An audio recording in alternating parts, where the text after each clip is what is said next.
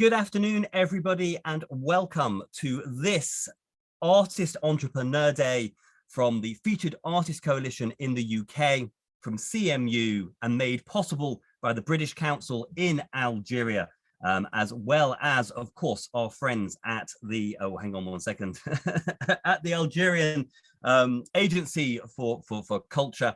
I want to say it's very exciting to be here this afternoon.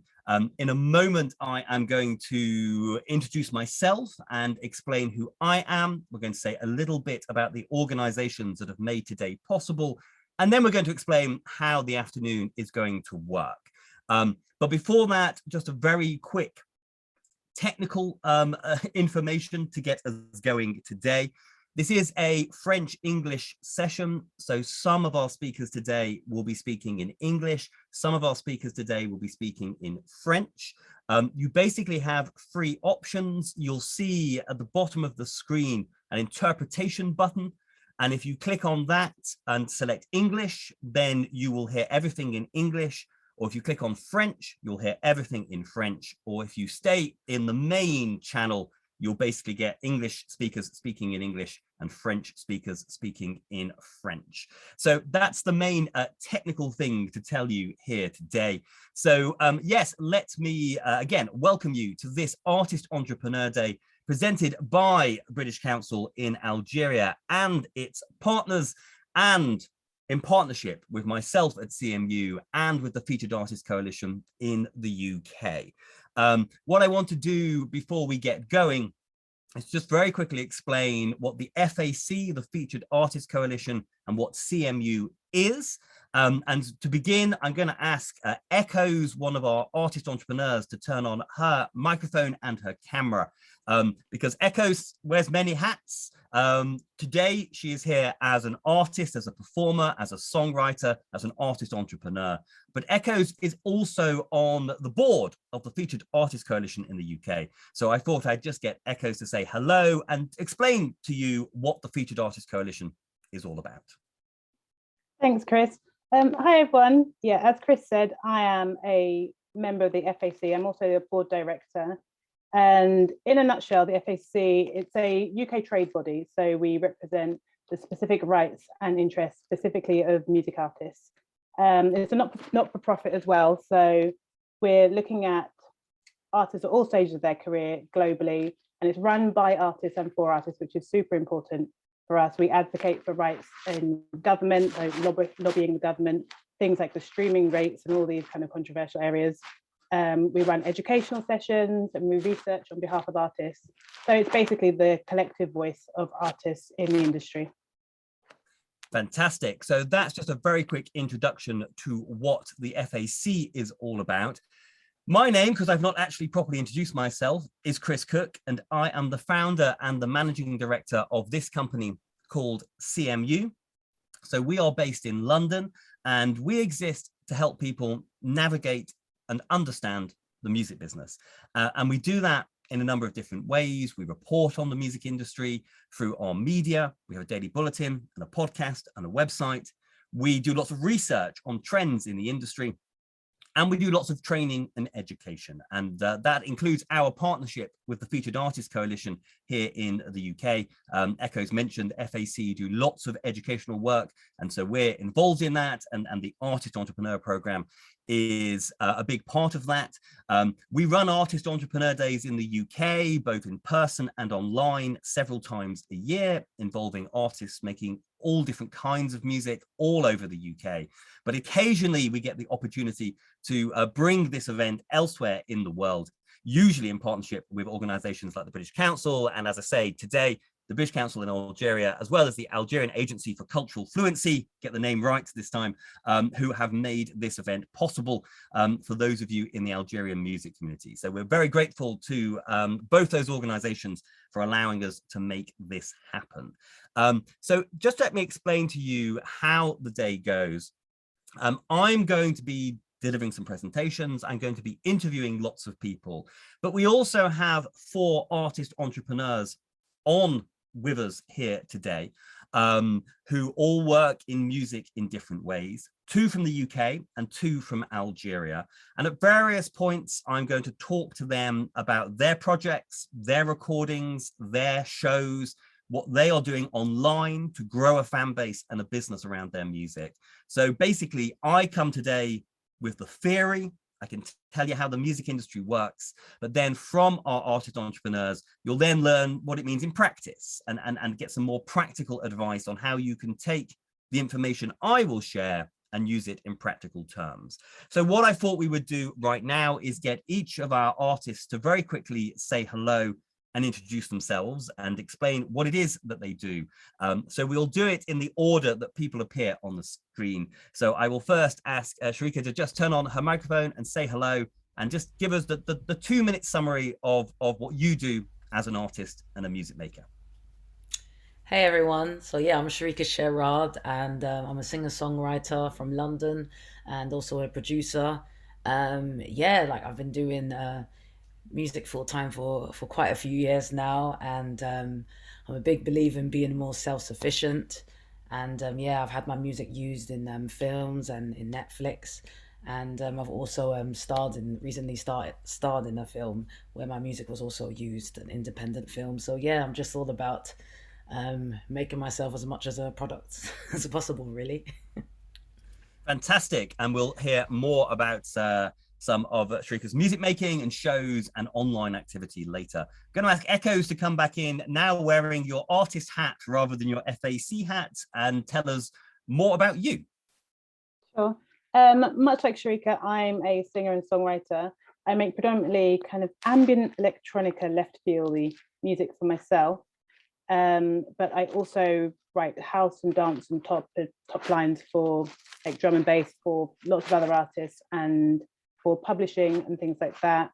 I write music for Sony ATV and Cavendish music as well on the side.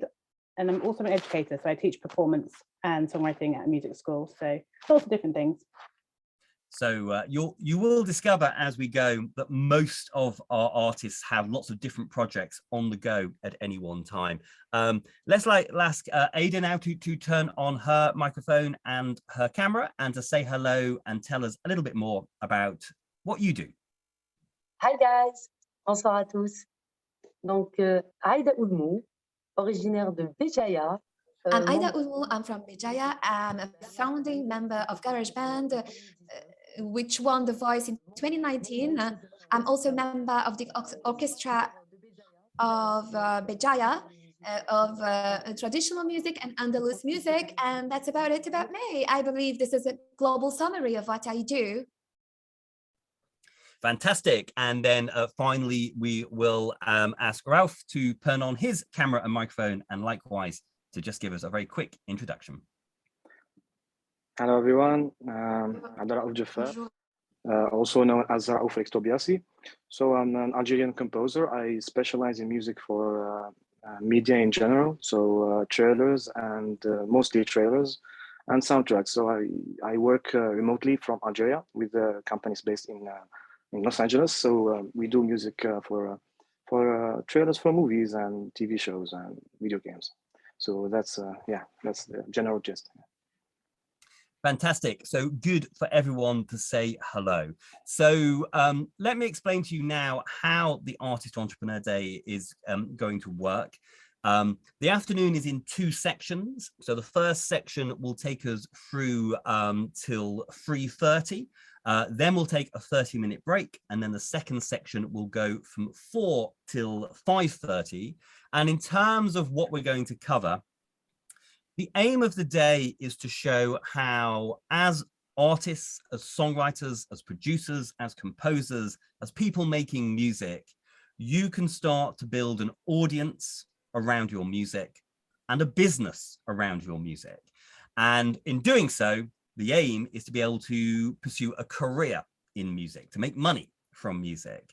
And we're not really today going to talk a huge amount about the creative process of songwriting and performing and recording.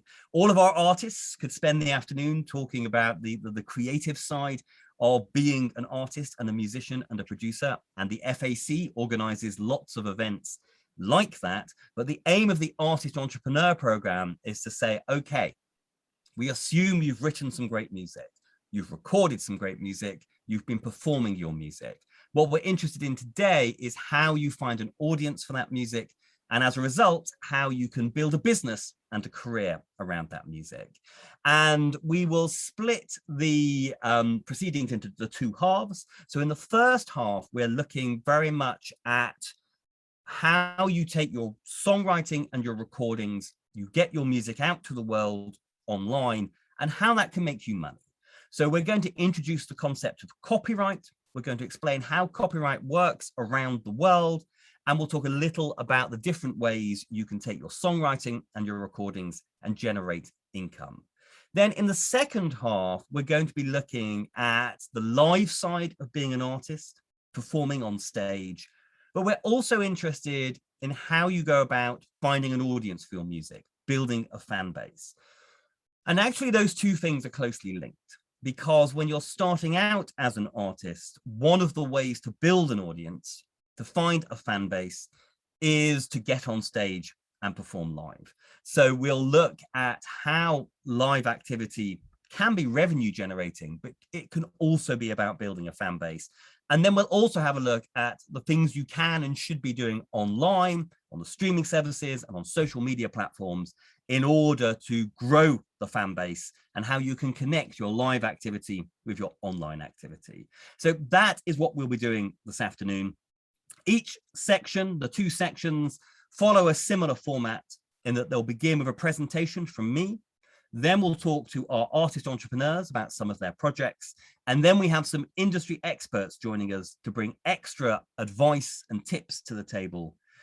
Then at the end, there will be an opportunity to answer your questions. So here within the Zoom webinar platform, you'll see that there is a chat button and a chat box, but there is also a Q&A button and a Q&A box. And so if you have any questions as we go, if you click on the Q&A button, you can type your questions in. You can do that at any time, but generally we will build those questions up, and then we will do, at the end of each of our two sections, we'll answer as many of those questions as we can. You can type your questions in either French or English, either is fine. And I suppose the last thing to say is, in terms of the language, don't forget, if you want to hear everything in English, click on the interpretation button at the bottom of the screen and click on English. And if you want to hear everything in French, click on the button and select French. But don't forget, you can be asking your questions at any time in either language through the Q&A box with the Q&A button, and we'll answer as many of those as we can when we get to the end of each section. Okay, so here we go, all the introductions out of the way. Let's, for this first section, have a look at how, as artists, as songwriters, you can go about making money from your songs and your recordings across the board, and specifically online. So as an artist, there are a number of different ways you can make money out of your music making. There's a number of different ways you can generate an income from your music.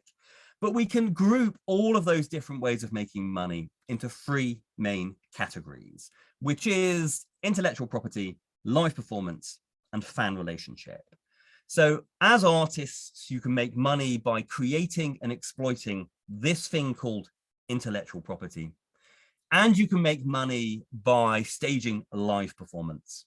And you can make money by monetizing the fan relationship. And basically, we're going to focus on the first one in the first section of this afternoon, and then we'll look at the other two in the second section of the afternoon. What do I even mean by intellectual property? Well, usually when we're talking about intellectual property in the music industry, we're talking about this principle called copyright. Copyright is a legal principle. It exists in law in most countries. And copyright is all about giving creative people, like all of you, control over the output of your creativity. So because of copyright, when you create a piece of music, you have control over what happens to that music. And that's really important, because that control allows you to make money from the songs that you write and the recordings that you make. So what I'm going to do now is give you a very quick beginner's guide to how copyright works in the music industry across the world. Some things are different on a country by country basis, but the basic principles apply in most places. So first things first. What does copyright protect? I say that copyright protects the output of creativity. What do I mean by that? I said that copyright gives you control. What do I mean by control? Okay, I'm going to explain that. I've said that copyright can help you make money as an artist. How does it help you make money? I'm going to tell you that.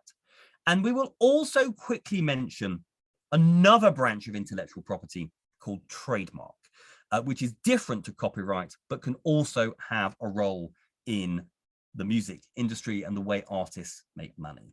But let's start with copyright. Copyright protects a number of different kinds of creativity, or the outputs of a number of different kinds of creativity.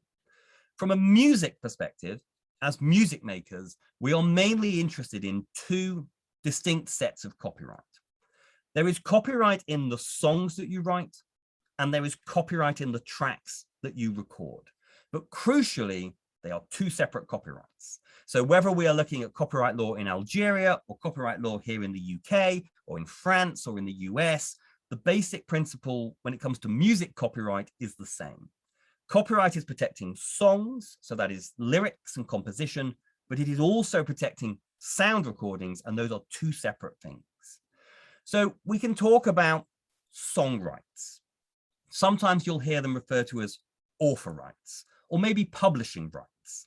You'll soon discover in the music industry, we have multiple ways of referring to everything, just to confuse everybody. So if you hear people talking about song rights or author rights or publishing rights, they're talking about the same thing. The copyright that exists in lyrics and musical composition, which we can utilize to make money for songwriters. Then we have the recording rights, the separate copyright that exists in sound recordings, sometimes called the master rights, sometimes called the neighboring rights, although, word of caution, the term neighboring rights has different definitions around the world. Here in the UK, when we talk about neighboring rights, this is not what we mean. So be careful with the term neighboring rights. But the key thing to understand here is, as an artist, when you write a song, that song is protected by copyright. When you record a track, that track is separately protected by copyright. And because copyright law treats songs and recordings separately, so does the music industry. So in the music industry, we have one strand of the industry focused on the song copyrights. We would call that the music publishing industry, and another section of the industry focused on the recording rights. We would call that the record industry. So it's always important to remember that when you are writing music and recording music, you're creating two different sets of rights. It's also worth remembering that copyright also protects anything visual. Copyright protects artwork, illustrations, photography. These are all things protected by copyright. And as an artist, you're probably creating lots of visual assets to accompany your music. When you release music, there will be artwork. On your social media, there will be photos and illustrations and pictures. All of that is also protected by copyright. And actually, you can make money from those visual assets through things like merchandise, where you put those images onto a t-shirt or into a book. So there are ways that we can make money out of those visual rights as well. So as a music maker, you are creating copyright in your songs, copyright in your recordings, and copyright in your visuals. A lot of copyright. In addition to that, as an artist, you're also building a brand. Okay, you have a brand that you present to the world. Some artists don't like being called a brand. Some artists really embrace the idea of being a brand. But you have an image, a name, an identity. Now, copyright doesn't protect that. Okay, you can't protect your name or your brand through copyright. That's where trademark law comes in. We're not really going to talk about trademark today. It's a different principle, and trademark is different in every country because there are trademark registries in different countries. So if you wanted to protect trademark in Europe, or the US, the approach would be slightly different. The thing about copyright is when you create copyrights in Algeria, when you write a song or record a track in Algeria, an Algerian copyright law is providing you with that protection, but you also get protection everywhere else in the world automatically, because all the copyright systems of the world are joined up. So therefore, trademarks is something to worry about once you start building momentum in certain markets in Europe or the US or etc. But copyright is something you should be aware of right now, because whenever you write a song or record a track, you are creating copyright. Okay, now I said that copyright is all about giving creators control over their music, control over their work. What do I mean by that? Copyright law actually allows you to control your music in a number of different ways. And I call those the copyright controls. Now, the exact list of controls differs from country to country. So in some countries, you would have all of these controls. In some countries, some might be missing. But let me tell you the controls that exist in many countries around the world. And those are the 6 that you're looking at on this slide. So as a copyright owner, you have control over the reproduction of your music, so the true copyright. But you also have control over the distribution or the rental of any copies you make. You have control over the adaptation of your music, the public performance of your music, and the communication of your music. What does communication mean? Communication is if your music is broadcast over a TV or radio network, or if it is webcast on the internet. Although if it is delivered on the internet in an interactive way, on a service like YouTube or Spotify, actually that's what we would call a making available control. Okay, so within the communication control, which would cover broadcast and webcast, we have the making available control, which refers to when music is made available on demand, like on YouTube or Spotify. So in most countries, as a copyright owner, these are the different ways that you have control over your music. In some countries, some of these controls might be missing, but in the countries where they exist, as a copyright owner, wherever you come from in the world, you have that control over your music. In terms of terminology, you'll hear people in the music industry talk about mechanical rights. The mechanical rights are just the reproduction and distribution controls combined together. So if you ever come across the term mechanical rights, it simply means the reproduction and distribution controls of your copyright combined. We also quite often group the performance and communication controls together and refer to them as the performing rights, or look, that's the other definition of neighboring rights. When we use the term neighboring rights in the UK, we mean the performance and communication control. In some countries, the neighboring rights are the recording rights. The music industry loves to confuse everybody with its terminology. But the important thing here is the whole point of copyright is that you have control over your music. So let's just remind ourselves that things do differ from country to country. So the exact list of controls depends on what the local copyright law says. Certainly terminology might be different in one country to another. In some countries, some of the controls may be missing. Actually, you quite often find that the controls are there for the song copyright, but some of them might be missing for the recording copyright. For example, in the US, where in Europe, when an AM or FM radio station, a traditional radio station, plays music, they need to pay royalties to both songwriters for the songs and artists and labels for the recordings. Whereas in the US, they would only pay money to the songwriters and the publishers because there is a limitation on the controls under American copyright law. So it does differ from country to country. And in some countries, some of the controls might be restricted in some way. But the basic principle of copyright is, as a copyright owner, as somebody writing songs and recording tracks, you have copyright in that music. And as a result, you have control over what happens to that music. So what does that mean? Well, let's say somebody wants a copy of one of your recordings. So let's say you've recorded a track, it's a song that you've written, and I want a copy of that recording. Well, you have control over the reproduction of your music. Obviously, piracy exists. There are people who will copy your music without permission, and that's copyright infringement.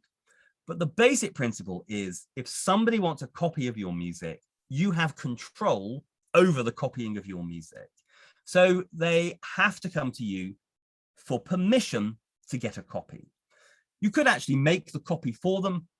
That's how the old music industry, certainly in Europe and North America, used to make most of its money. We'll press copies for you onto CD or vinyl. Today, you're more likely to say you can download a copy from the iTunes store or from Bandcamp or from Beatport and pay me some money in return for me allowing you to get a copy through downloading it. But crucially, because you have control over the copying of your music, you can make money. What if somebody wants to perform your song?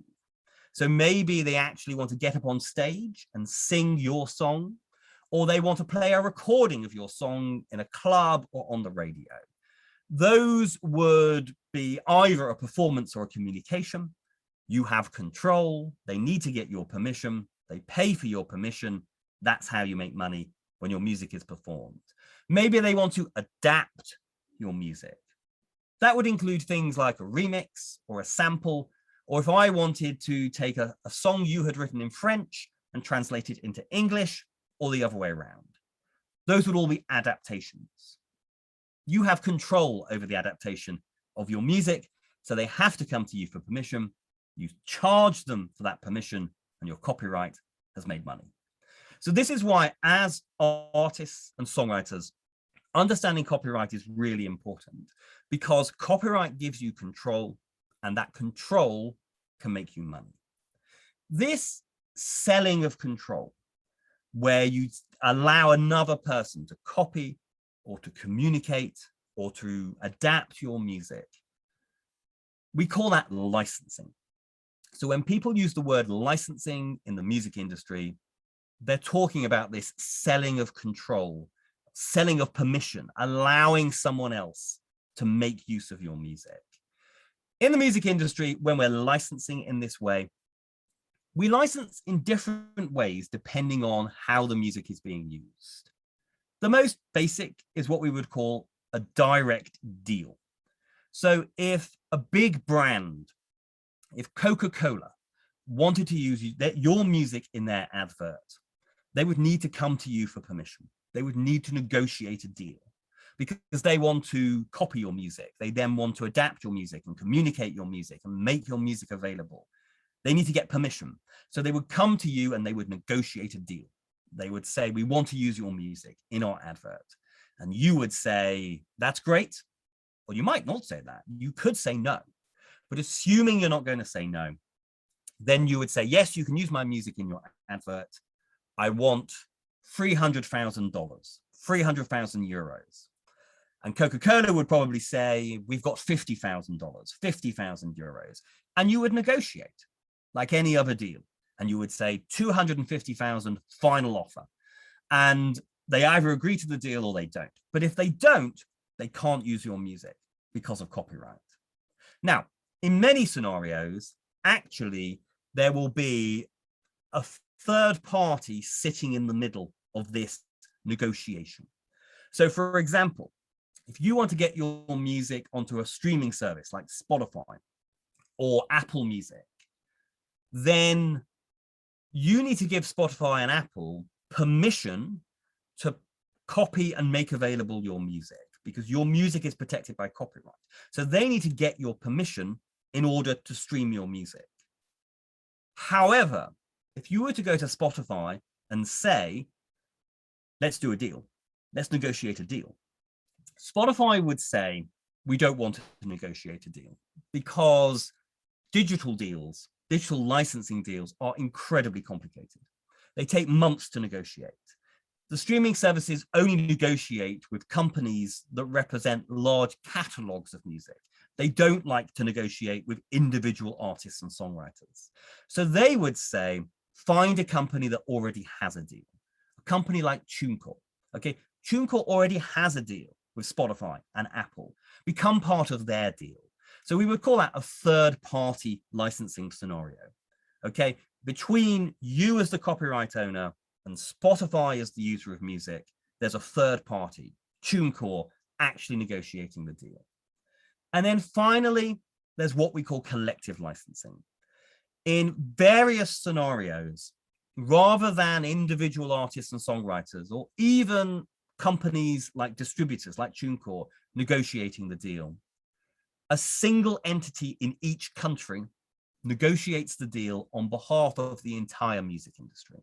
And we call those collecting societies, or you might sometimes hear them referred to as collective management organizations, or performing rights organizations, or music licensing companies. As I say, the music industry has free terms for everything. But usually radio would go through the collective licensing system, through collecting societies. TV would usually go through collecting societies. Live music would usually go through collecting societies. So in each country, there is one or sometimes two or three collecting societies that in those scenarios issues the license and pays you the money. So there are scenarios where you might directly negotiate a deal. There are scenarios where you would work with a third party in the middle. And then there is collective licensing. Let's quickly talk about how we actually make money in more practical terms. In terms of how your copyright is going to make money. In terms of your recordings, we can make money out of recordings through digital, through streaming and downloads. And for the global music industry, for the global record industry, streaming is by far the most lucrative part of the business. For lots of artists, they actually make very little money from the streaming of their music. But for the industry at large, on a global basis, streaming is by far the biggest revenue generator on the recording side. But there are other ways we make money too. So obviously, traditionally, we would sell CDs and vinyl, and in some countries like the UK and France and Germany, and especially Japan, we still make some money selling CDs and vinyl records. Then there's the money that comes in when recorded music is played on the radio, or when recorded music is played in pubs and clubs and bars and cafes.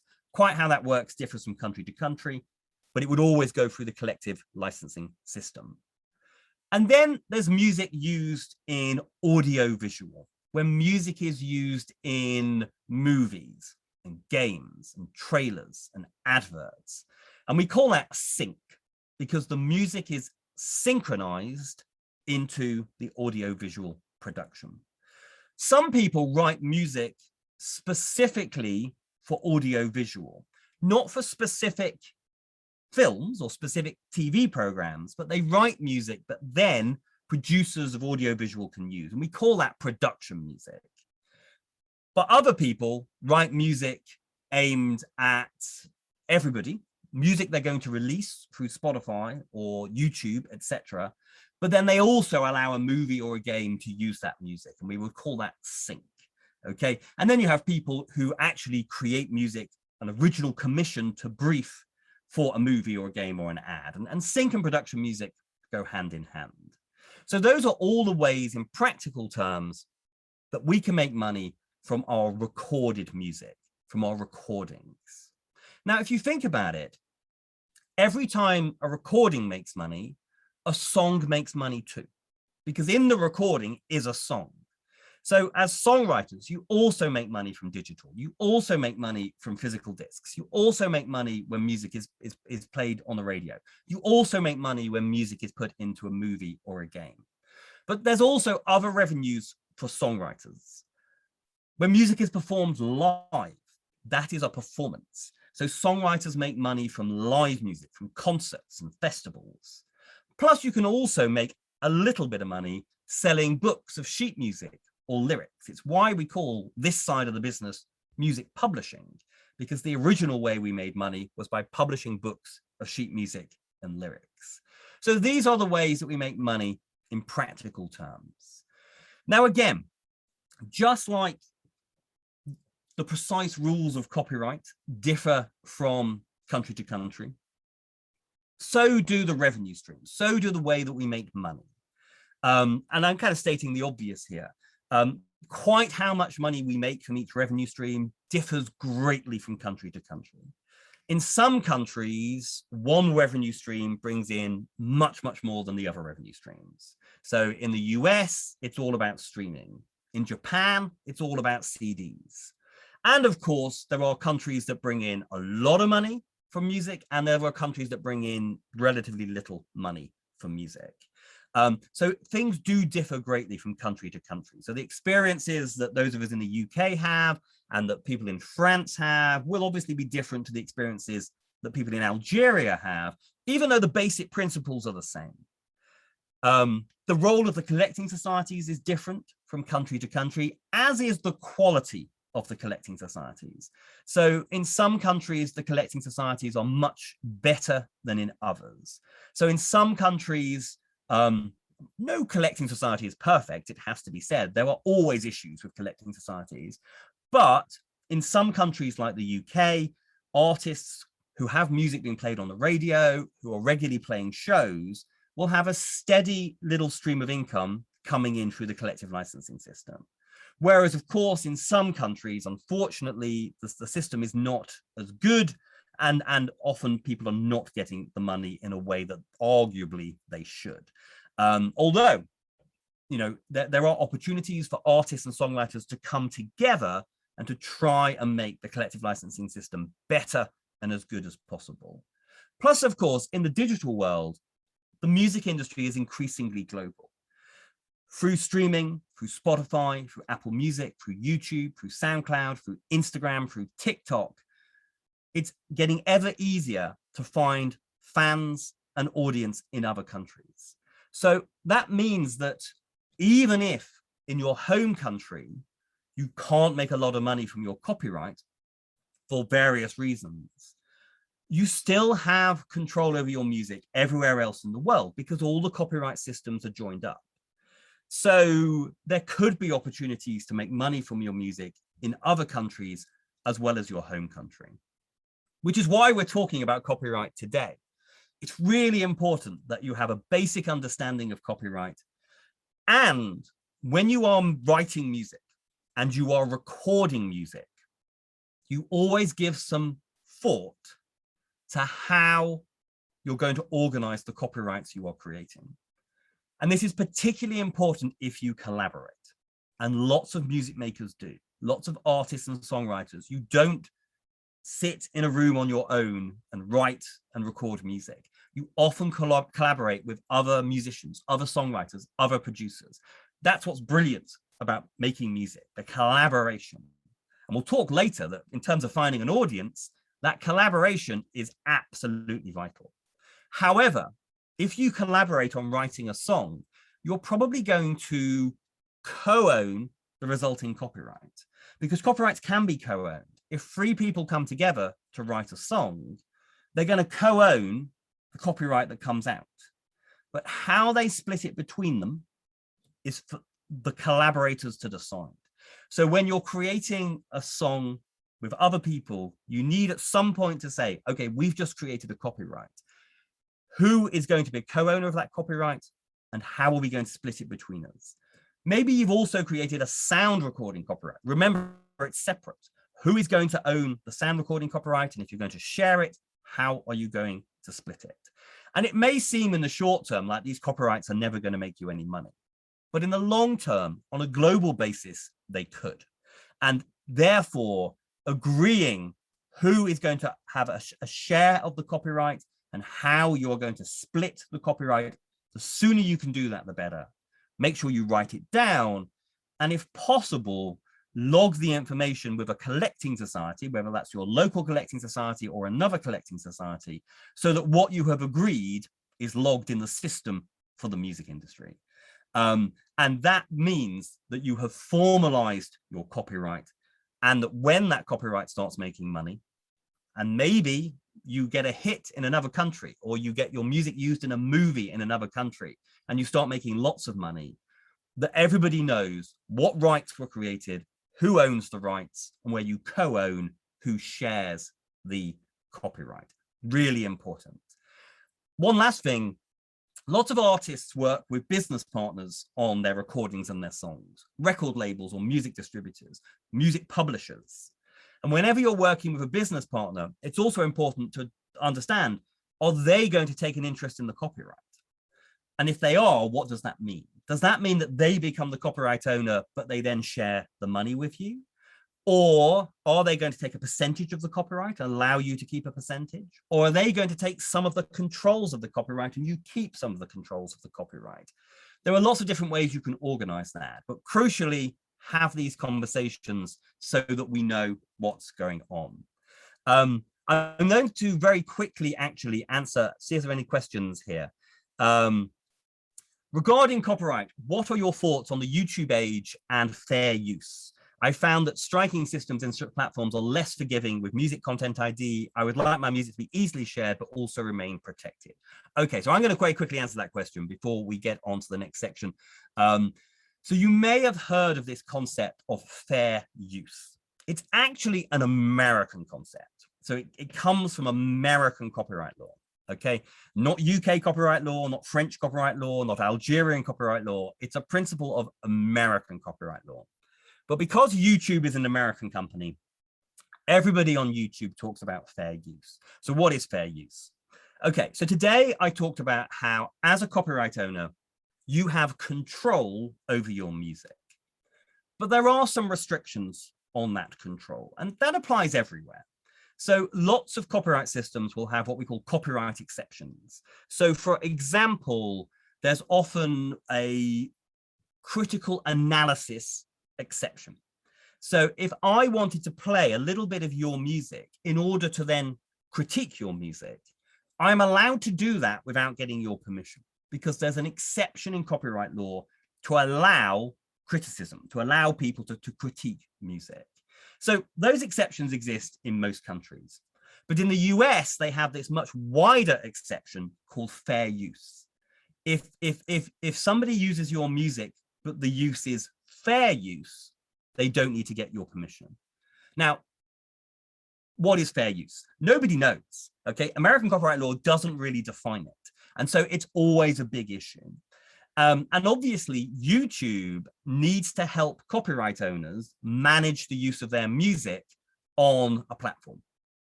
So some people on YouTube will say, well, I've used some music in my video, but it's fair use, so I shouldn't have to get permission from the copyright owner. But a copyright owner might come along and say, oh, music's being used in that video. That's fine, but we want to take the advertising income from that video rather than the person who created the video, because we're the copyright owner in the music. And so we're going to license the music to that video in return for the ad income. And then YouTube is caught in the middle, having to decide, well, is it fair use? In which case we'll give the advertising money to the person who created the video, or is it not fair use? In which case we'll give the money to whoever owns the song or recording copyright. And YouTube struggles on that because it's a very ambiguous concept. And sometimes people think that YouTube makes the wrong decision, and sometimes YouTube makes the right decision. It's also worth noting that the concept of fair use only actually exists in the US, but we talk about it globally. What happens if somebody does a cover version? I'll very quickly answer that, and then I'm going to start talking to our artists again. With a cover version, technically, somebody needs to get permission from whoever owns the copyright in the song. So if you record a version of somebody else's song, or you perform a version of somebody else's song, then somebody needs to get permission. The question is who? Who is the somebody? So if you were to release it on CD, you would need to get permission, okay, as the person releasing the CD. Now, you might be able to get that permission from a collecting society, rather than actually having to go to the songwriters and publishers who own the copyright, but it would be your responsibility. If you perform music at a venue or at a festival, then generally it is the festival or the venue's responsibility to make sure that a license was secured to cover the performance of the song. Generally with services like Spotify, Spotify is going to get the license. So you can upload the track to Spotify. A license is needed, but Spotify will probably already have a license. So when you do cover versions, somebody needs to get a license.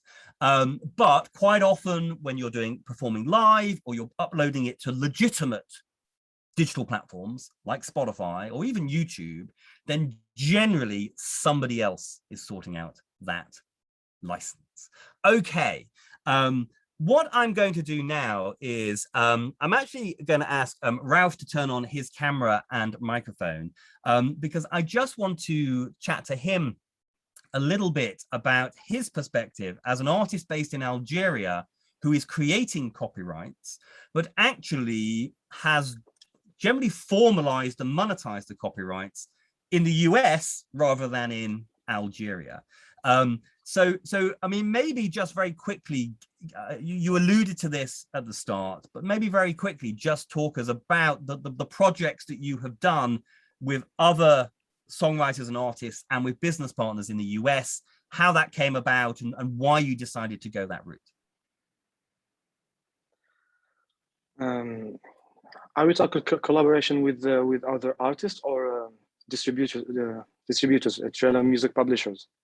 Let's start with the other artists. Yeah, with other artists. So it's funny because there's a trailer music composer who's a veteran. He has much more experience than me. So before contacting him, I was a fan of his music. So he kind of inspired my music in trailers and cinematic and epic, orchestra stuff that gets used in also with rock infused sounds that get used mostly on trailers. So how it happened? So okay, I'm trying to figure out to tell the story briefly. So it was in 2015 when I was working with the company. Am I allowed to say the name or? Yeah, for definite. Yeah, so the company was Chroma Music, and also based in Los Angeles. So I was working with them. I was composing a sound design album. So at that time, they introduced me to the engineer, mixing engineer. So his name was Cliff Lane, who is now my friend and who also with whom I worked with for like two albums or so. So when they introduced us to send them my stems, so they can mix my tracks and master my tracks, I took the liberty to tell him that I'm a fan of his music, because it was genuine. I'm really a fan of his music, and express my interest in doing a collaboration, a duo album together, and release it with another publisher. And to my surprise, he accepted. He was like, "Oh, I also like your sounds and all that stuff. We can focus on our strengths, and to help each other fill in the gaps where our weaknesses are in music."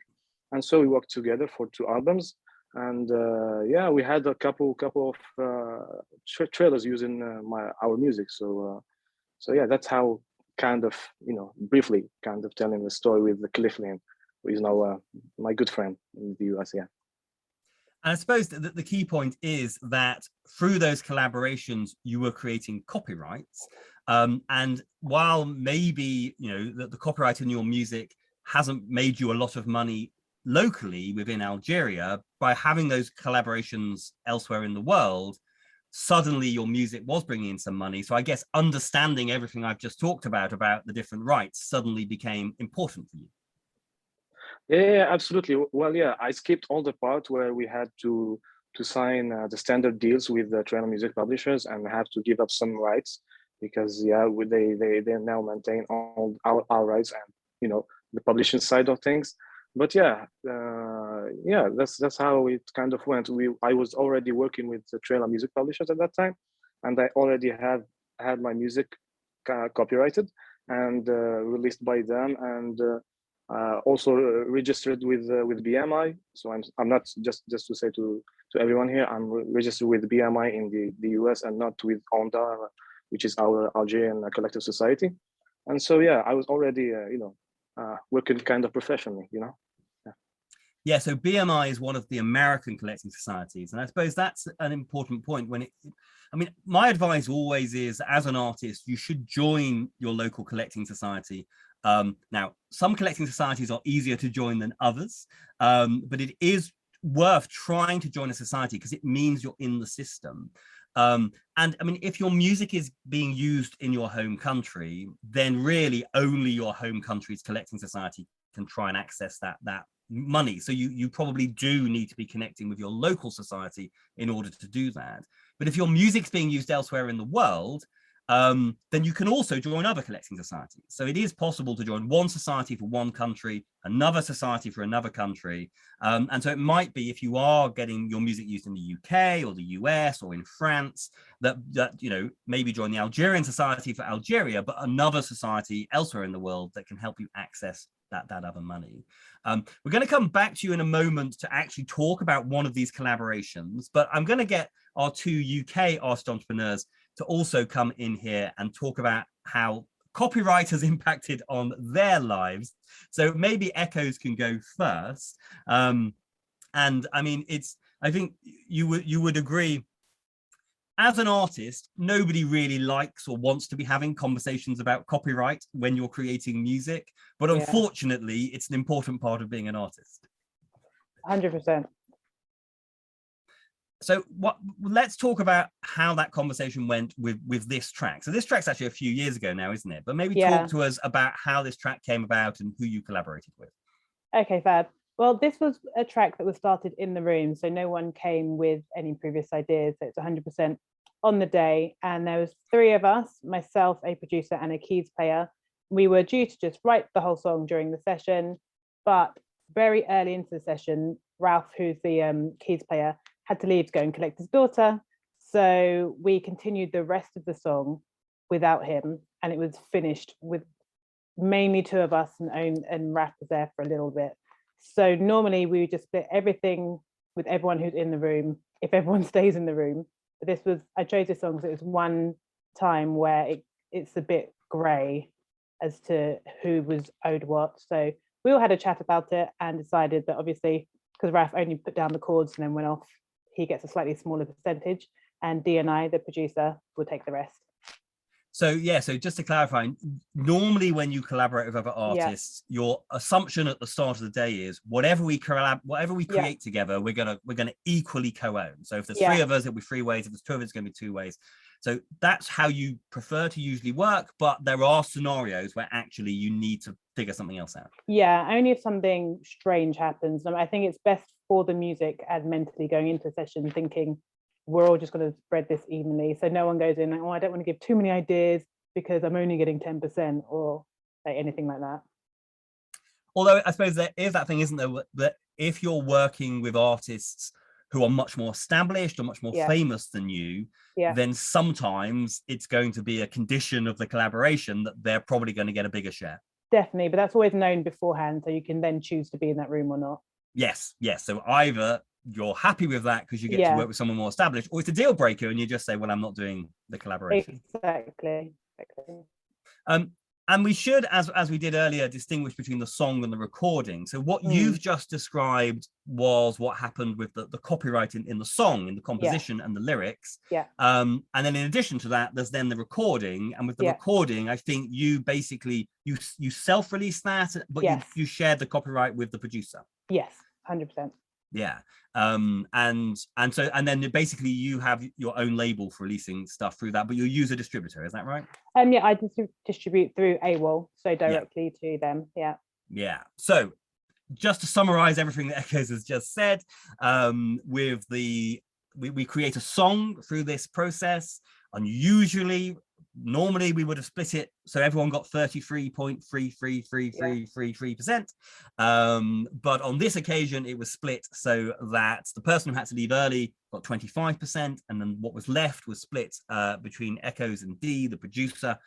So that's what's happening on the song side. And this was in the UK, so everyone is a member of the society here, PRS, so they would all log what they'd agreed with PRS.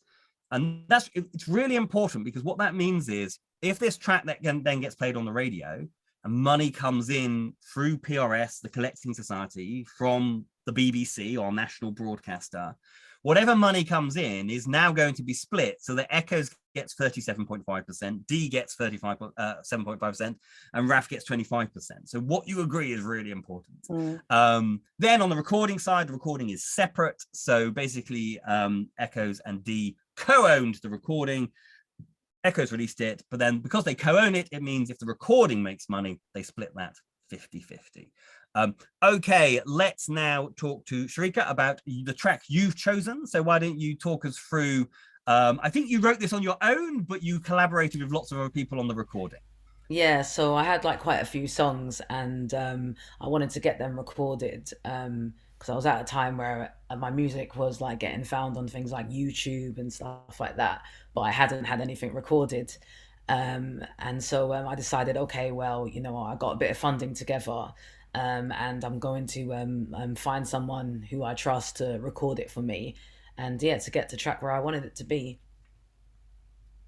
So because you were the only writer on the song, that's really easy. Yeah.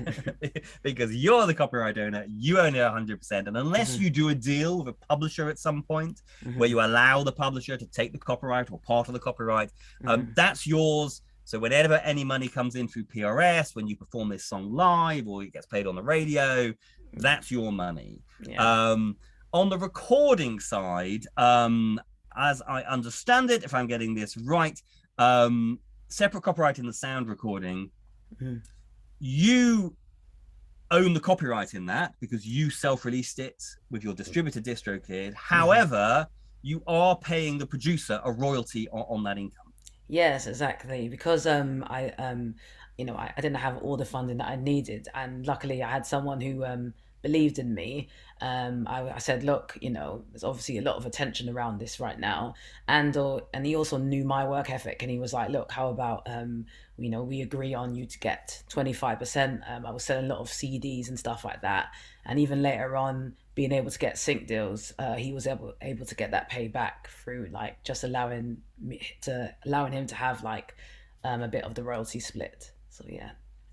And actually, what the reason why this is a good example is that actually introduces one last concept which I didn't cover in my presentation, which is you could give your collaborator actually a portion of the copyright, or you can say, as you have done here, which is, okay, well, it's my copyright, I'm going to release it through my label, but whenever any money comes in, I'm going to pay you a royalty. So you're giving the producer a royalty right rather than a share of the copyright. So the money will always come to you first, but then you've committed, because you helped me out and you didn't get the sort of fee I would like to have paid you.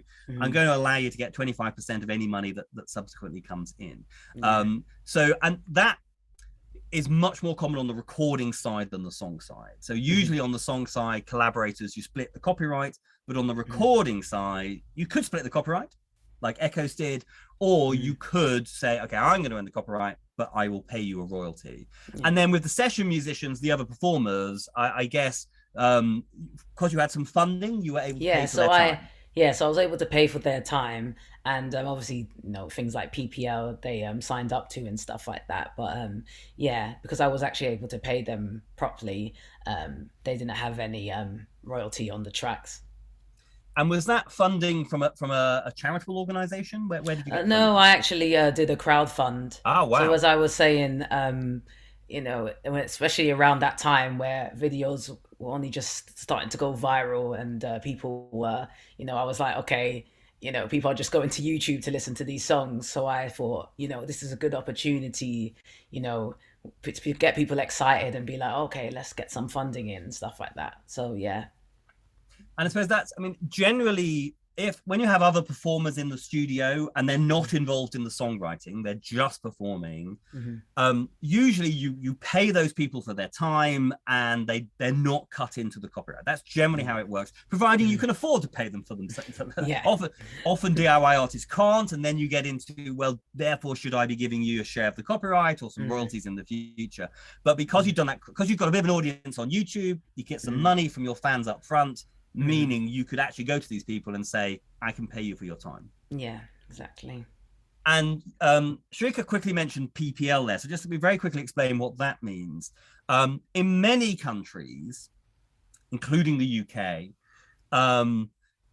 where session musicians aren't cut into the copyright and they're not getting royalties, unlike Phil was as the producer, there are still certain scenarios where actually they do get royalties, okay? So for example, when music is played on the radio, in most countries, including the UK, when music is played on the radio, all of the performers get royalties. Okay, so it doesn't matter if they're cut into the copyright. It doesn't matter if they've done a royalty agreement like Sharika did with Phil. They're still getting royalties, and it would come to them through the collecting society, through PPL. So that's another little remuneration right that exists in most countries for performers. So you might own the copyright, or you might have a royalty arrangement with whoever does own the copyright, which might be an artist or a label, or you might get royalties through an organization like PPL.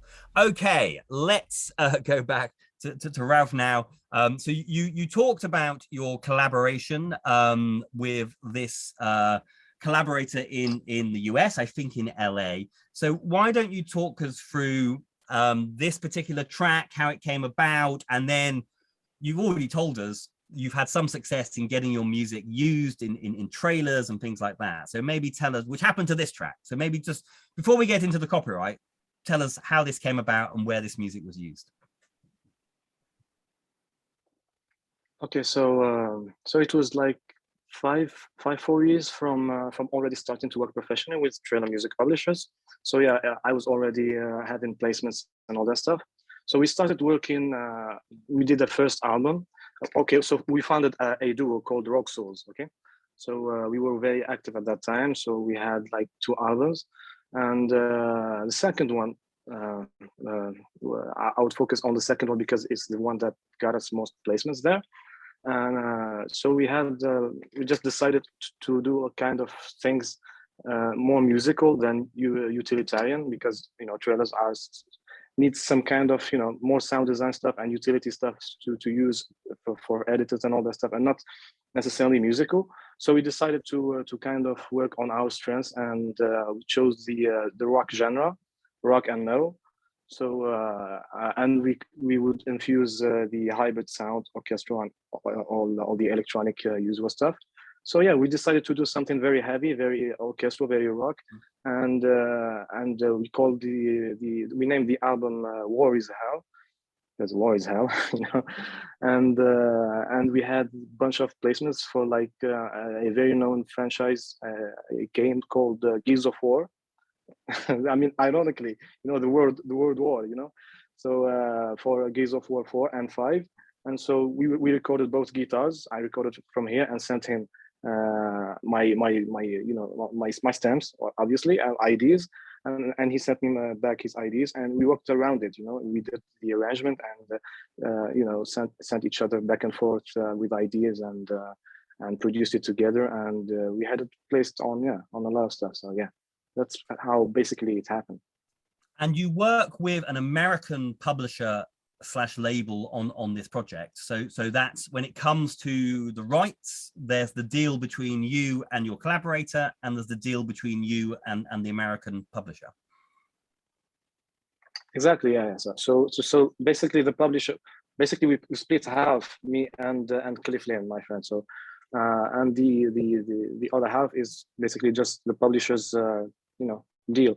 So we also had a kind of I would call that nice deal, because they offered us advances for our albums and tracks, and so we had to experiment and buy more gear, and to invest on our sounds and all that stuff. So basically the publishers is called Dos Brains, so also based in Los Angeles, and yeah, that's about it. So they represent the catalog of Rock Souls, me and my friend, and we do the writing work, and they take all the masters right and publishing side and all that stuff. Yeah. So I mean, similar to what we talked about with Echoes earlier, when it comes to working with collaborators, you need to be really clear up front, what are we going to do with the copyrights that we create? And if somebody's asking for a much bigger share, you then have to make a decision. Is that something you're willing to do? Likewise, when you're working with business partners, whether it's a label or a publisher, is what are they bringing to the table? What do they want in return? They want 50% of the song rights. They're going to actually own the sound recording rights. They're going to own the master rights. But the question is, but is that, what am I getting out of that deal? And so you were saying, well, obviously, one obvious thing you can get from a deal is they might advance you money. And if you need money, just to live off, or you need money to expand your studio or money to do some marketing, then that might be why you're willing to give up some of your copyright. So I suppose to summarize what you just said, on the publishing side, on the song side, the publisher takes half, and then you and Cliff split the other half.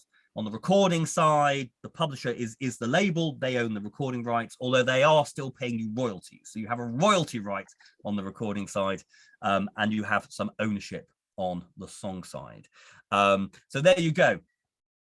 I suppose the message today is that when you are writing music and recording music, it's really important, even if in the short term you don't see there being much income, to be aware of what copyrights you are making and creating, who is going to own those copyrights and where you're sharing them, how you're going to split them between you. One person in the question says, what's the difference between the song copyright income and the recording copyright income? When recorded music is being used, obviously in the recording, there is both recording rights and song rights. They coexist in the track. So both whoever owns the recording rights and whoever owns the song rights is going to earn. Now, they could be different people, or they could be the same person, but usually the way you get paid is different.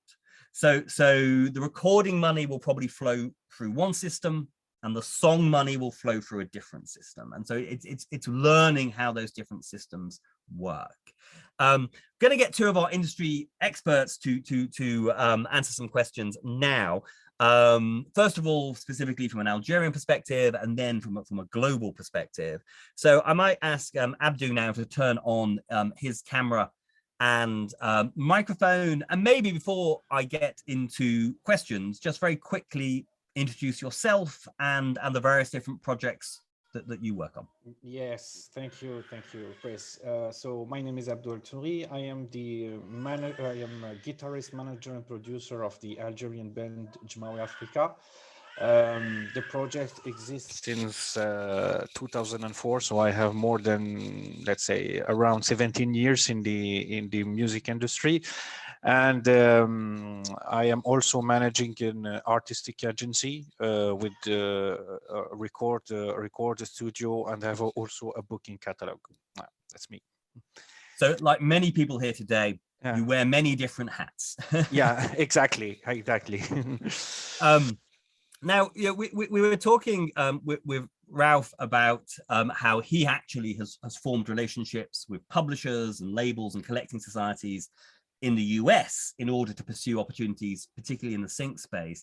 I mean, I suppose let's look at Algeria. I mean, what kind of companies are there out there that artists can look to for support around their recordings and their songwriting and their publishing?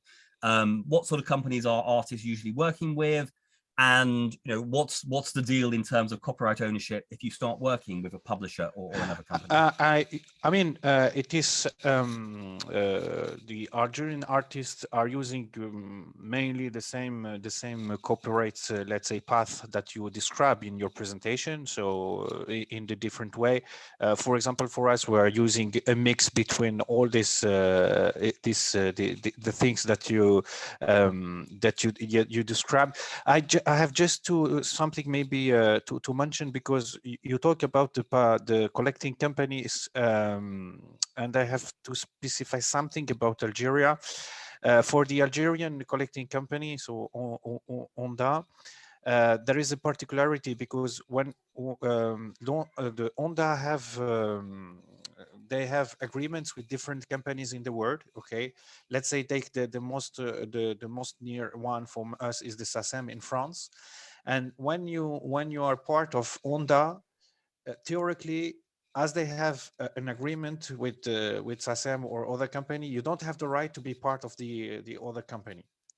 In the other side, there is some problems to get the money that you are generating from international gigs, for example, due to financial questions about the currency and so on. So we are facing this. We know that we have some money blocked in France within SACEM that they cannot send to Algeria, to AMDA, to distribute again to us due to this issue. So just to specify, in Algeria you cannot be part of several companies when ONDA have the agreement with them.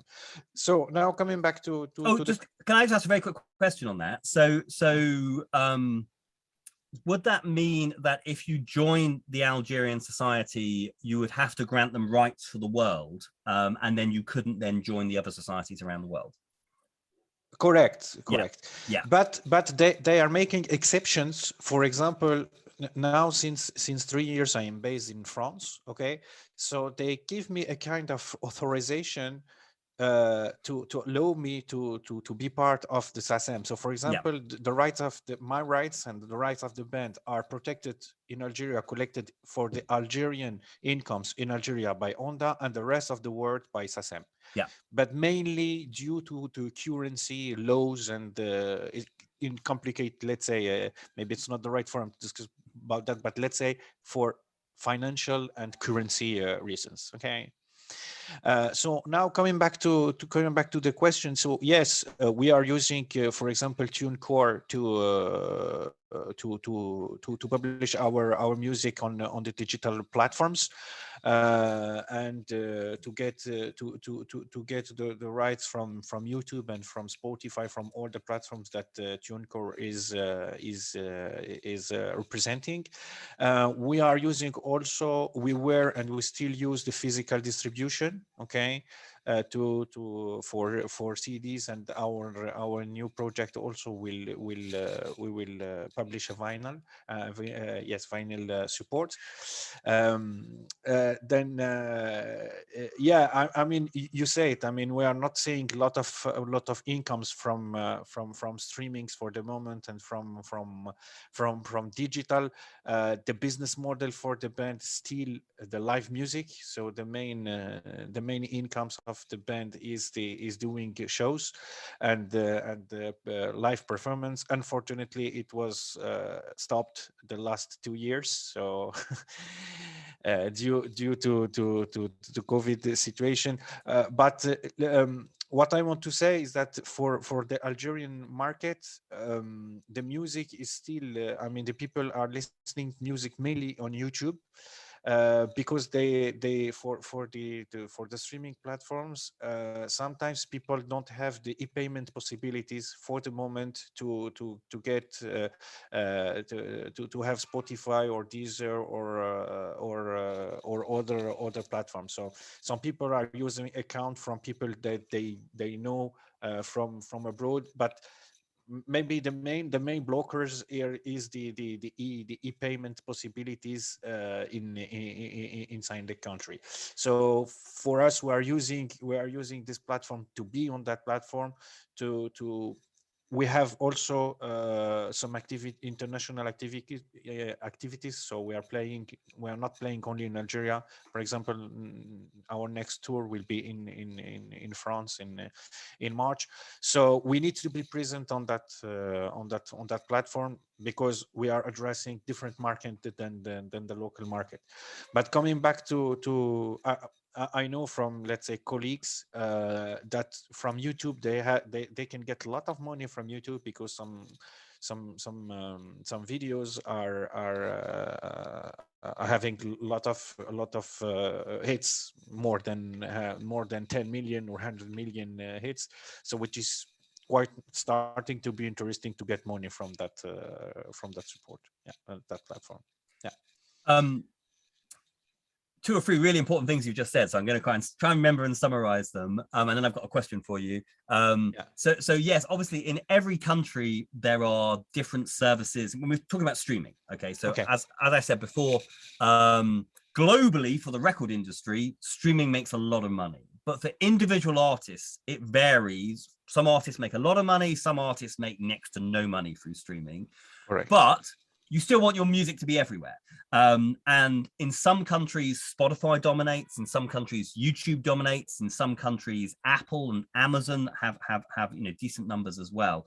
But always think global. Even if you're not making much money globally, when you go into a service like TuneCore, I always say select every service in every country, because you might find that you've got an audience somewhere else. And even if in your country, Spotify hasn't yet got many users, in those other countries, they probably have. Or there are some countries like China and India and Japan who have services we've never heard of. So you know, think global when you're distributing. Correct. And what is also, I think that what is also interesting when you are going through TuneCore is to have your music on the social media, TikTok and Instagram, and this is, I think that this will be this is growing, and this is very important for us to be in that platform, especially now the place or the how TikTok is coming big on creating this buzz through the platform. So remember the Jerusalem song, so it starts from TikTok. So yeah, so I think that is important, because coming back to the use of the platforms, Instagram and TikTok are used a lot by in Algeria. So important to be also on that platforms and social media. Yeah, and I suppose just to reaffirm what you've just said, because I think we often think of YouTube and Instagram and TikTok almost more as marketing platforms than as revenue platforms. And they are really important marketing platforms. And maybe they drive more Spotify streams, or you sell more tickets, or you sell more CDs. But there are also royalties coming in from those platforms. Correct. And whereas with YouTube, you could directly set yourself up as a YouTube content creator if you have enough views and enough followers. But with Instagram and TikTok in particular, you're going to need a company like TuneCore to sit between you, because you're not going to access that money directly. So yes, make sure you tick those boxes as well. Yeah, and again, now in Algeria, there is also some, let's say, local company. Again, due to the e-payment issues, they are creating, let's say, a middle layer between the artist and TuneCore, and they are proposing service of putting your music, on that platform, and having a local deal of copyrights and so on, because they have access to e-payment by another in another way. So one last quick question, and then we'll start talking about TuneCore. We've got somebody from TuneCore with us here today. Great. You mentioned the physical, and you have a distributor for the physical. So is that I assume is a company, is that based locally in Algeria? Yes, our two first albums was distributed physically in Algeria by local companies. Our last record is now only distributed in France by a French distributor, and we are waiting, because there is few distributors. I think there is two remaining ones. They had a lot of problem with COVID, and we are waiting them to come back on the market again to make it available physically in Algeria. But yes, there is companies who still do CDs in Algeria. But if you have an audience in France, then maybe you have a different company in France getting you into record shops in that correct. And what was interesting in the last project is that we found a distributor who took only the physical, which is rare now. So they because the digital we are doing by ourselves via TuneCore, and in general now the distributor wants to get the two rights, physical and digital, and we found one who took only the physical. Yeah, you're right. Is yes. Some distributors will be very flexible. Other distributors will be like, if we're doing all the work there, we want a share of the money there. So you have to work out what people will do. Well, let's get Basil from TuneCore to turn on his camera and microphone, sitting there patiently. We've name checked TuneCore several times already. But I mean, maybe for those people tuning in who have never released music through a platform like TuneCore, I mean, maybe just quickly talk us through, what is the process? You've written a song, you've recorded it, you own the copyrights in all of that. How do I get my music streaming? What is the process? What do I need to make it happen?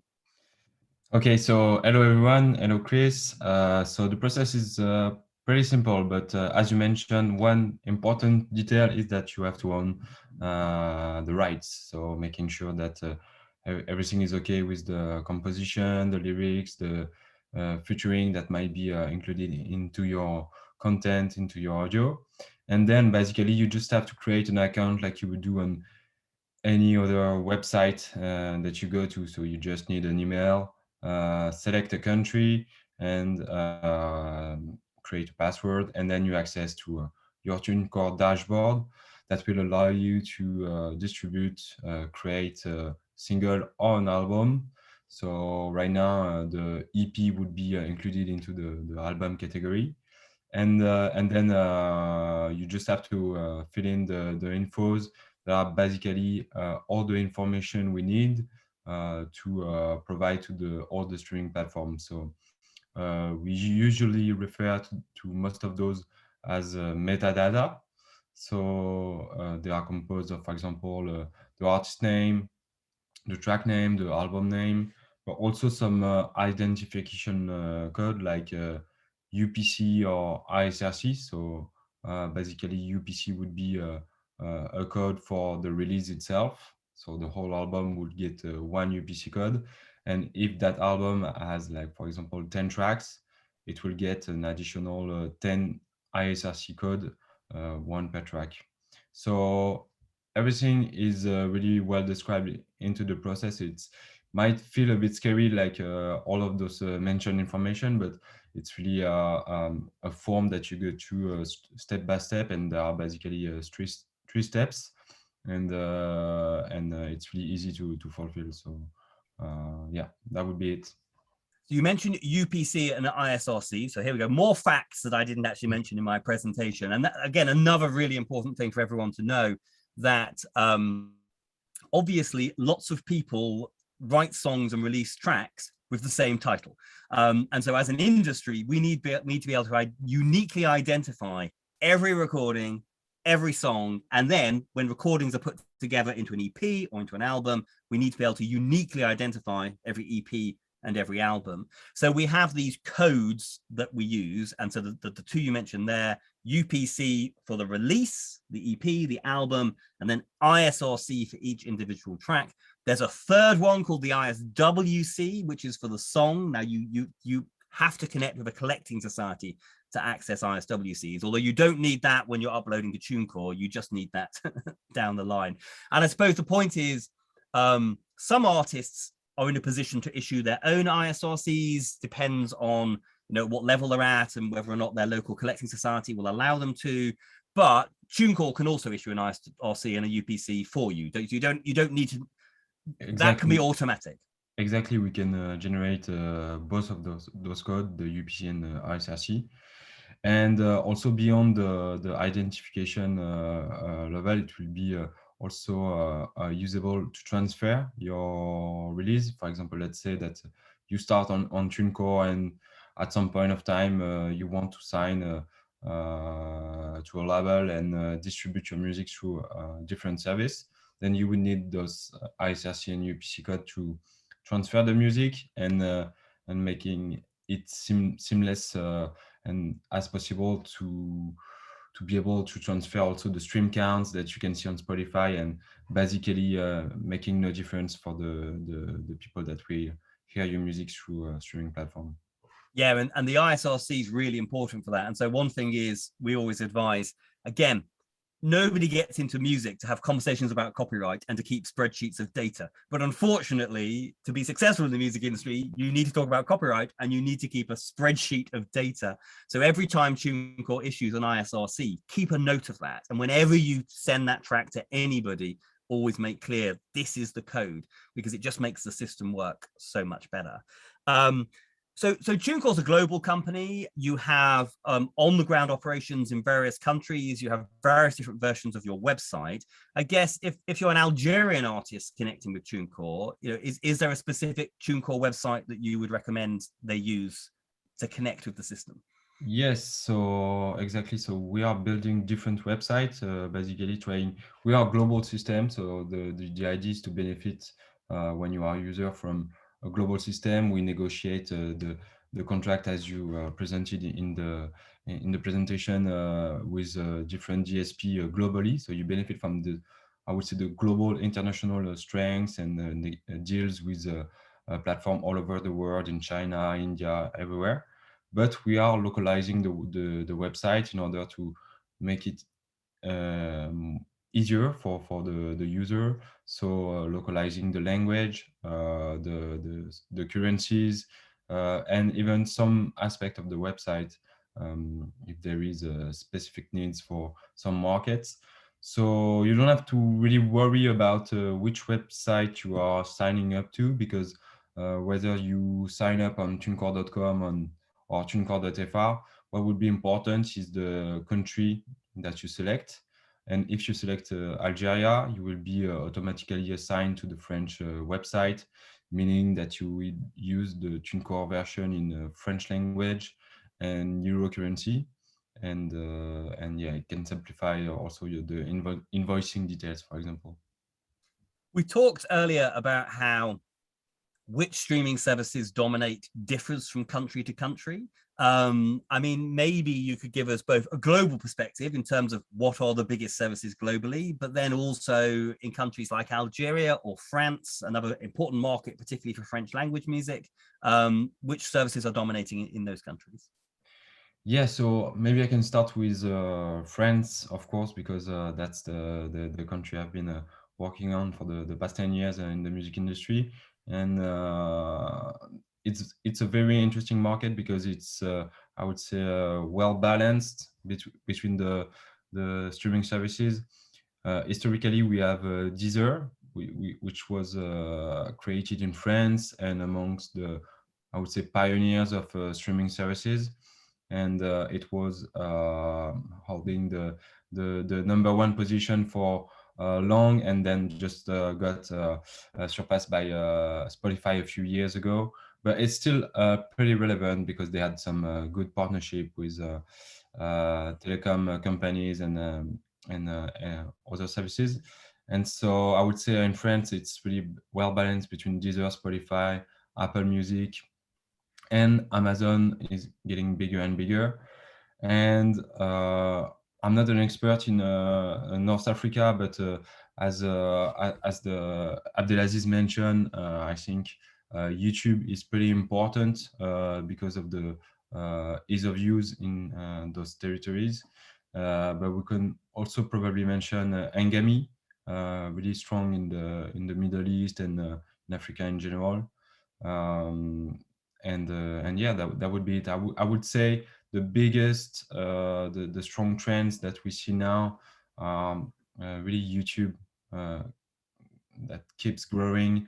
Also, it's a bit hard to compare because YouTube, there is a public, everybody can upload a video, but there is also a kind of a streaming version that used to be Google Play, and that is now YouTube Music, and you will need a distributor to access this version. Yeah, so YouTube Music is basically like Spotify, like Apple Music, but it's owned by YouTube. That's talking about YouTube is always so complicated because there's the streaming service, but then there are artists officially uploading and labels uploading their videos. Sometimes they're music videos, sometimes they're not. Then there's other people using music in their videos. Now there's YouTube Shorts, and the music industry has relationships with YouTube around all of those things. So YouTube is many things to many people.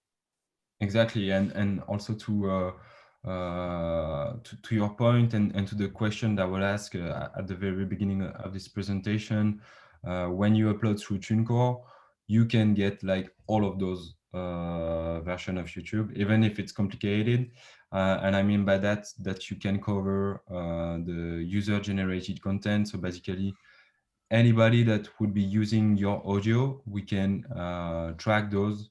For example, if an influencer is using your audio in even just a short extract of it in their video, or if someone is using your music into, like, I don't know, like a gaming video, then we would monetize this video, and you would get a portion of the monetization of this video into your TuneCore account.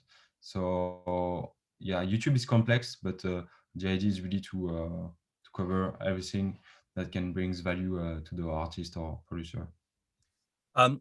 We are very quickly, it's very soon going to take our break. But before we do that, if anyone has any questions, because we will have, although our artists will be here in the second half as well, our industry guests won't be. So if you have questions for our industry guests, now is the time to ask them.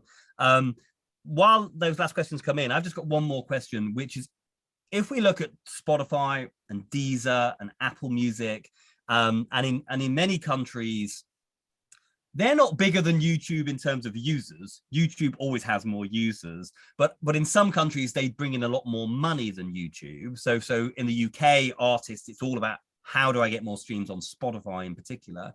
Do you have any tips for sort of self-releasing DIY artists who are trying to get more streams on platforms like that?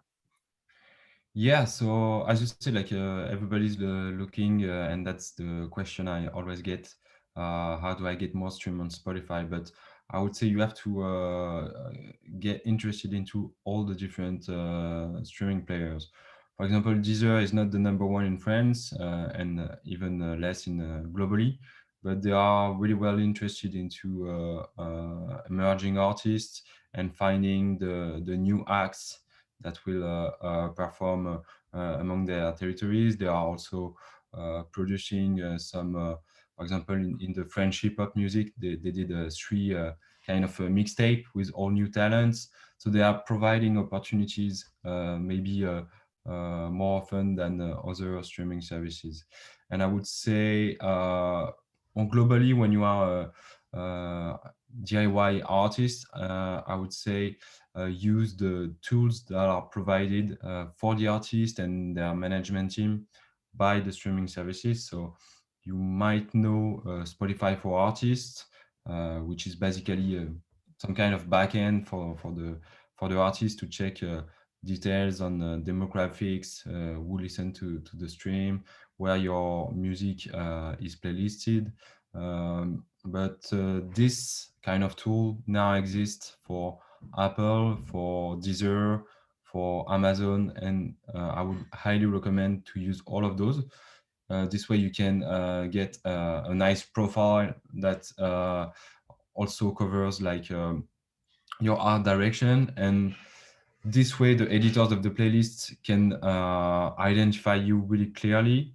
And when you get access, for example, to Spotify for Artists and Amazon Music for Artists, those two services can allow you to pitch your song directly to the official music editors of Spotify and Amazon.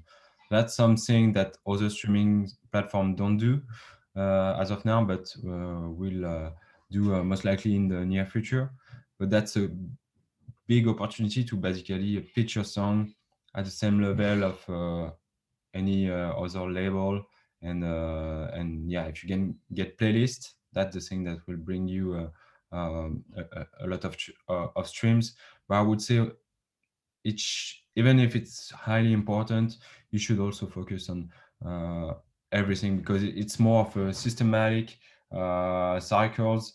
If you do live music, then you will bring people to your streaming profile, and you know they feed each other. So you have really to think about it like globally, and think of all the opportunities that can do.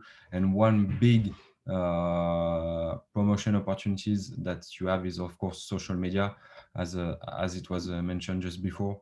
Social media is the medias of the new generation, and in the maybe 20 years ago, you would have to hire like a PR to maybe get into some TV shows, and maybe get into some radios. Now everything is accessible, so you can also be really smart about it and just build your community yourself, like some TuneCore artists did really well. I'm thinking maybe because this is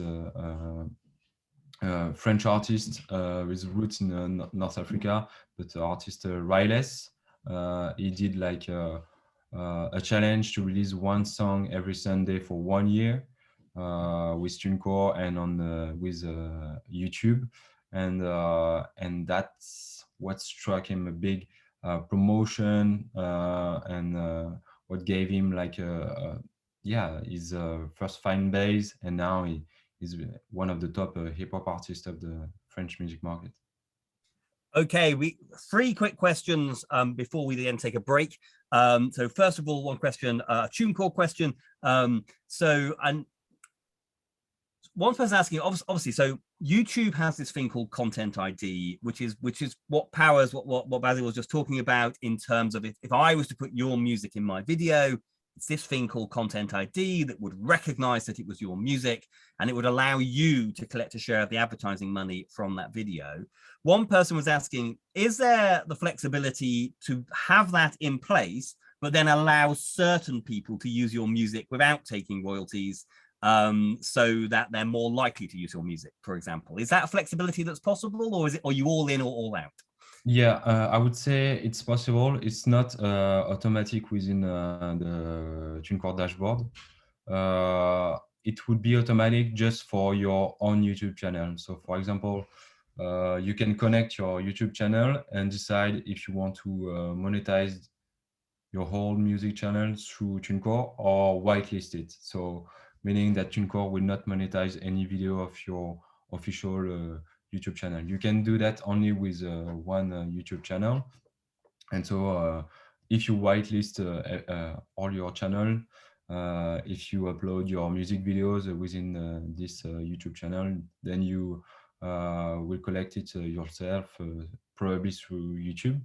Alternatively, you can have the example of I often have like a popular radio in France for hip hop music called Skyrock, and they invite artists over, and sometimes put the replay on YouTube. And because it's a promotional opportunity, they want to keep the monetization for the Skyrock channel, and basically want to make exception to the Content ID, and that's possible, but only with just emailing our support teams. They are pretty efficient, but you will need like a manual interaction to make that exception. So it's a possibility, but it's not automatic. Yeah, so you can whitelist your own channel as a matter of course, but if you were doing a big partnership with an influencer or with a radio station, then it is possible, but you'd have to do it manually, not automatically. So it's something you can do occasionally, but you'd have to go through an email process. Okay, one other question, and then we will break. So somebody's asked, how can an independent artist protect their music? And somebody else said, how can you prove you own the lyrics? And I mean, maybe I'll ask Abdou to give an Algerian perspective on this. It is a tricky thing when you're making music.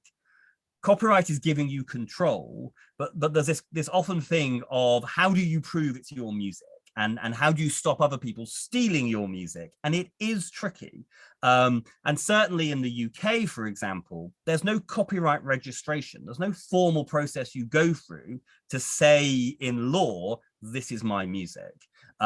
There's the old cliche of you mail yourself a copy, and you have it post, the date on the envelope, and you don't open the envelope. And in theory, that proves that you have the work first. Although I'm not aware of any dispute in court where that came up. I don't know, maybe Abdou, I mean, are you in Algeria? Is there a registration process people can go through to try and protect themselves? Or is it really just making sure you have agreements with everybody you collaborate with, and then, hoping for the best? Oh, it might be that Abdul has gone actually, because he did have to leave at 3:30. So I don't know if he's still here. No, actually, I think he has gone. So I don't know the answer to that question, but maybe I'll try and find that out for you and let you know down the line. The last thing, somebody asked for a bit more clarification on ISRC, so I'll do that, and then we will have to break to have a break before the next section. So just to go over again, every track you release needs a unique code. That's the ISRC. TuneCore can provide it for every single track that you release, and other distributors can as well.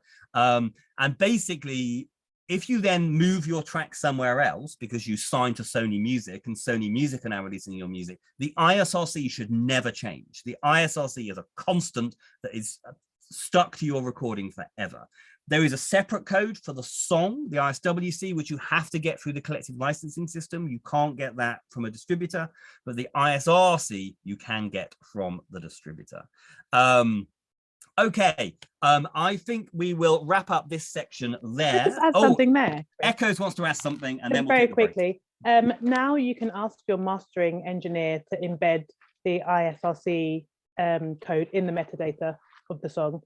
So it will automatically be there wherever you move the track, by the way. So good point there, which is you can, obviously a WAV file can have metadata actually in the file. One of the things you can put in there is the ISRC, which means that anybody who receives the file would be able to go into the metadata and see the ISRC. So yes, it's worth at the very least putting the ISRC in. You probably will still have to provide it when you upload that track to different platforms, but if it is in the file, yeah, really good extra piece of advice there. Okay, we will take a 15-minute break, and when we resume, we're going to talk a little bit about live, a little bit about social, and a little bit about growing a fan base. Our artist entrepreneurs are going to be with us in the second section as well. However, Abdu and Basil will not. So thank you so much for joining us on this Saturday afternoon. We really appreciate you sharing your time and your expertise and your advice. So thank you so much. For everyone else, we will now take a break and we will restart. We'll go for 15 minutes. So actually we'll restart about at 4:05 to give you a chance to go and get a glass of water or a bit of fresh air before we start again. So we'll see you back here in just over 15 minutes at 4:05. And we're all going to turn off our cameras and our mics in the meantime. But yeah, thank you to all my guests for this first section, and see everyone else here back here at 4:05. Thank you. Thank you for your invite, and have a nice afternoon. Yeah. Thanks for joining us.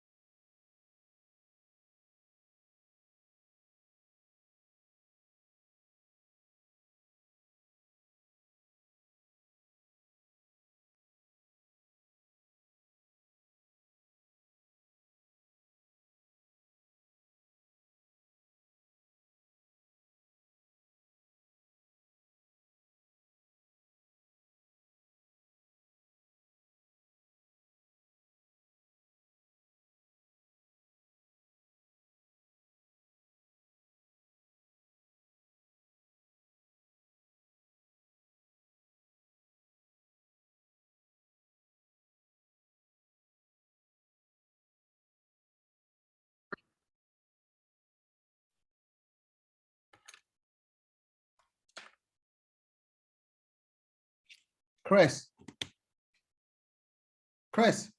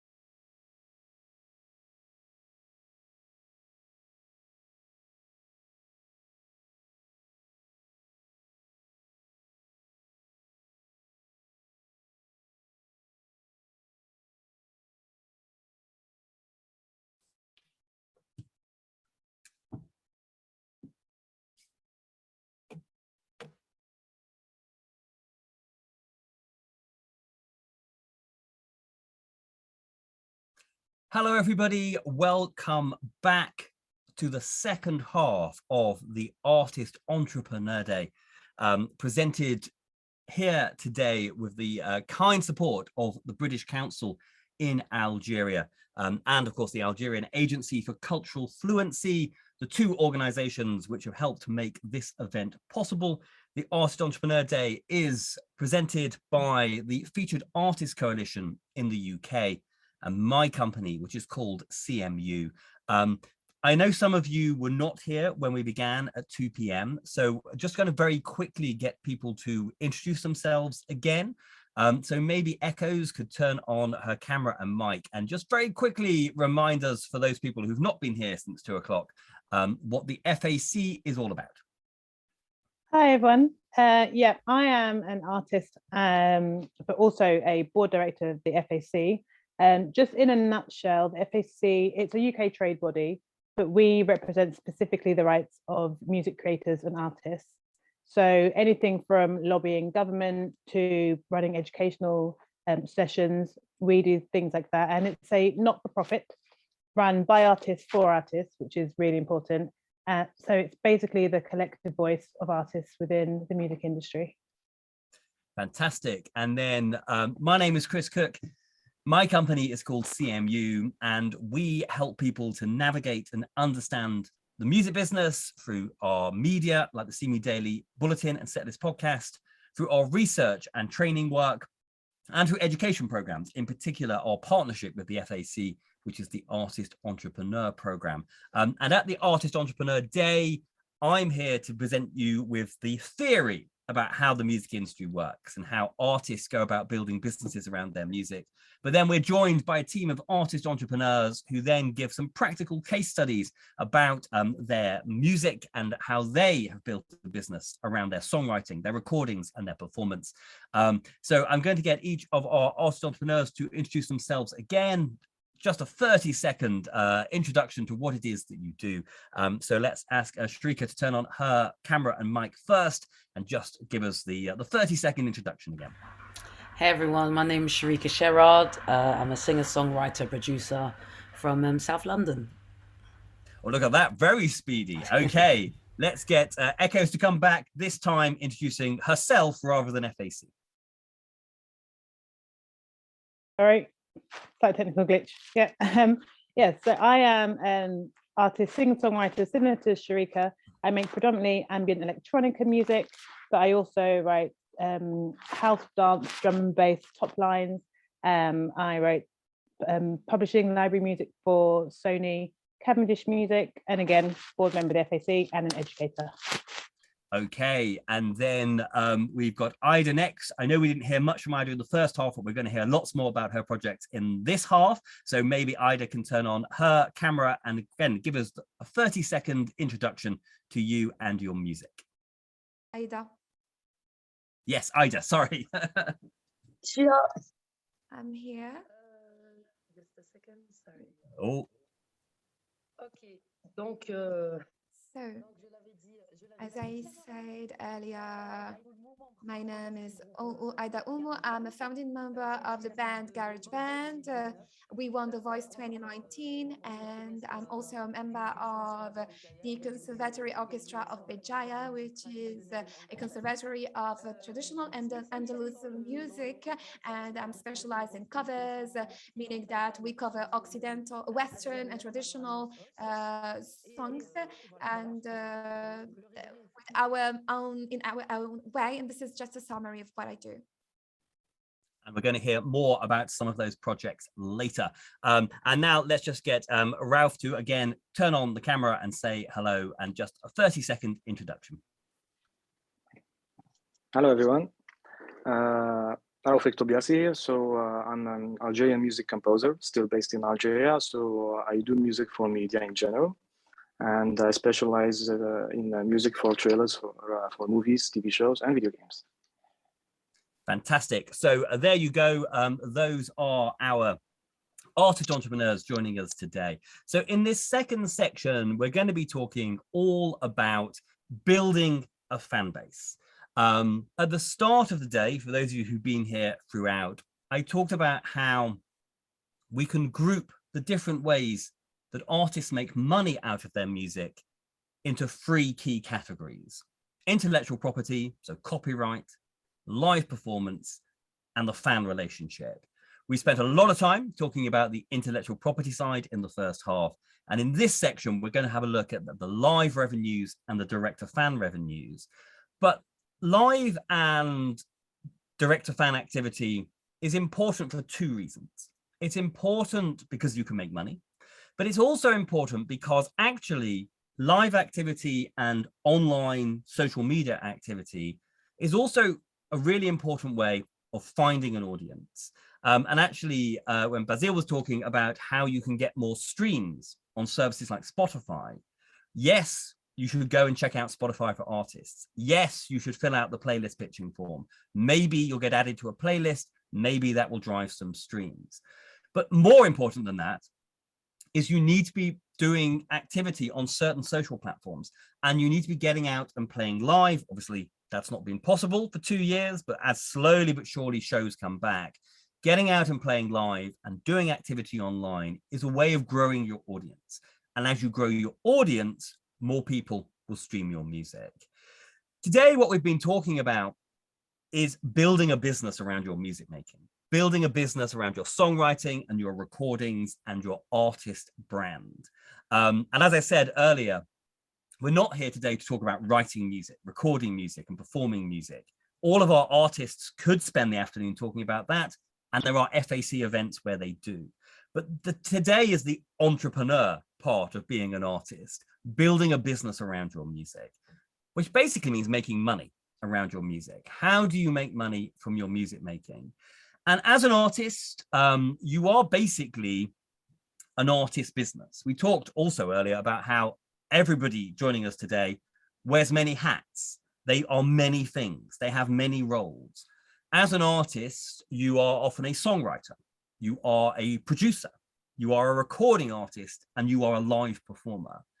But you are also the owner and manager of an artist business.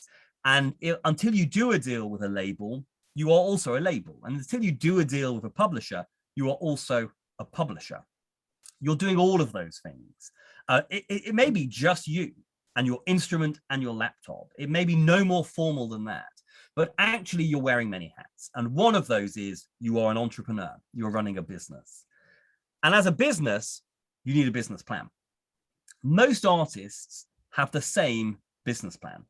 And it goes like this. As an artist, assuming you're going to build what we call a frontline artist business. Now, we talked earlier a little bit with Ralph about how he has built a business more on the media side, putting music into trailers and media. And that's also a really important side of the business.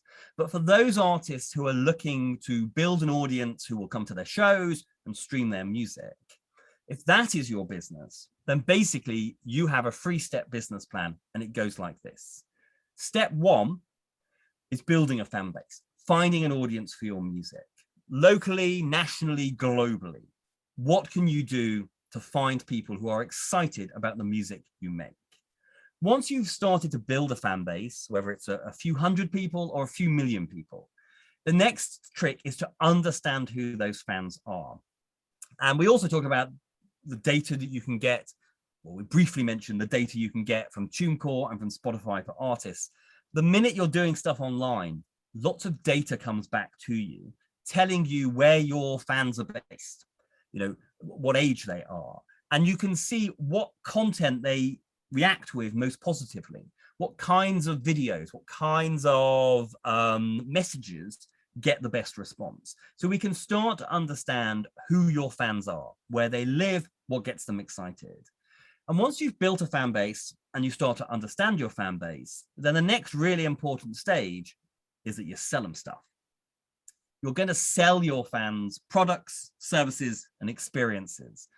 And these are the 3 stages. We find an audience, we understand who the audience is, and then we say, okay, now we've got an audience, how can we make money? Now, it might be that your audience streams your music through Spotify and YouTube and Gami and Deezer, and that's how we make money. Or it might be that those fans come to your shows and they spend money on tickets and they spend money at events, and that's how we make money. Or there may be other ways that you can directly monetize your relationship with the fans online. But always remember, this is the ambition: to build a fan base, understand the fan base, and then you sell them stuff. Now, how do you go about building a fan base? This is an incredibly challenging thing to do, because we are living in an age where more people than ever are pushing music online. More people than ever are putting their music onto Spotify and onto YouTube and onto TikTok. And standing out is really hard. But there are various things you can be doing to get the fan base building process going. And I would say early on in your career, at the DIY stage, the two most important things are live activity and digital activity. Now, both of these ultimately will make you money. But at the outset, we are playing live and we're doing stuff online to grow the fan base. Linked to both of those is collaboration. And as your career progresses, you will probably start working with more business partners in the music industry. Now, quite which business partners will depend on who you are and where you are. And obviously, you know, how big the music industry is and quite how it works differs greatly from country to country. But TuneCore is a business partner. Your collecting society is a business partner. And maybe you start working with labels and distributors and publishers and managers.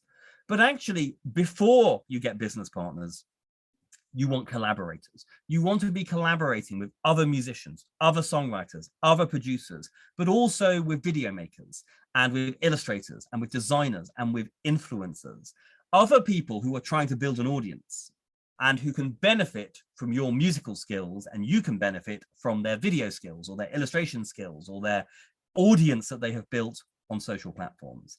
So the fan base building process at the early stage is about a combination of live activity, digital activity, and then collaborating both in the live space and online.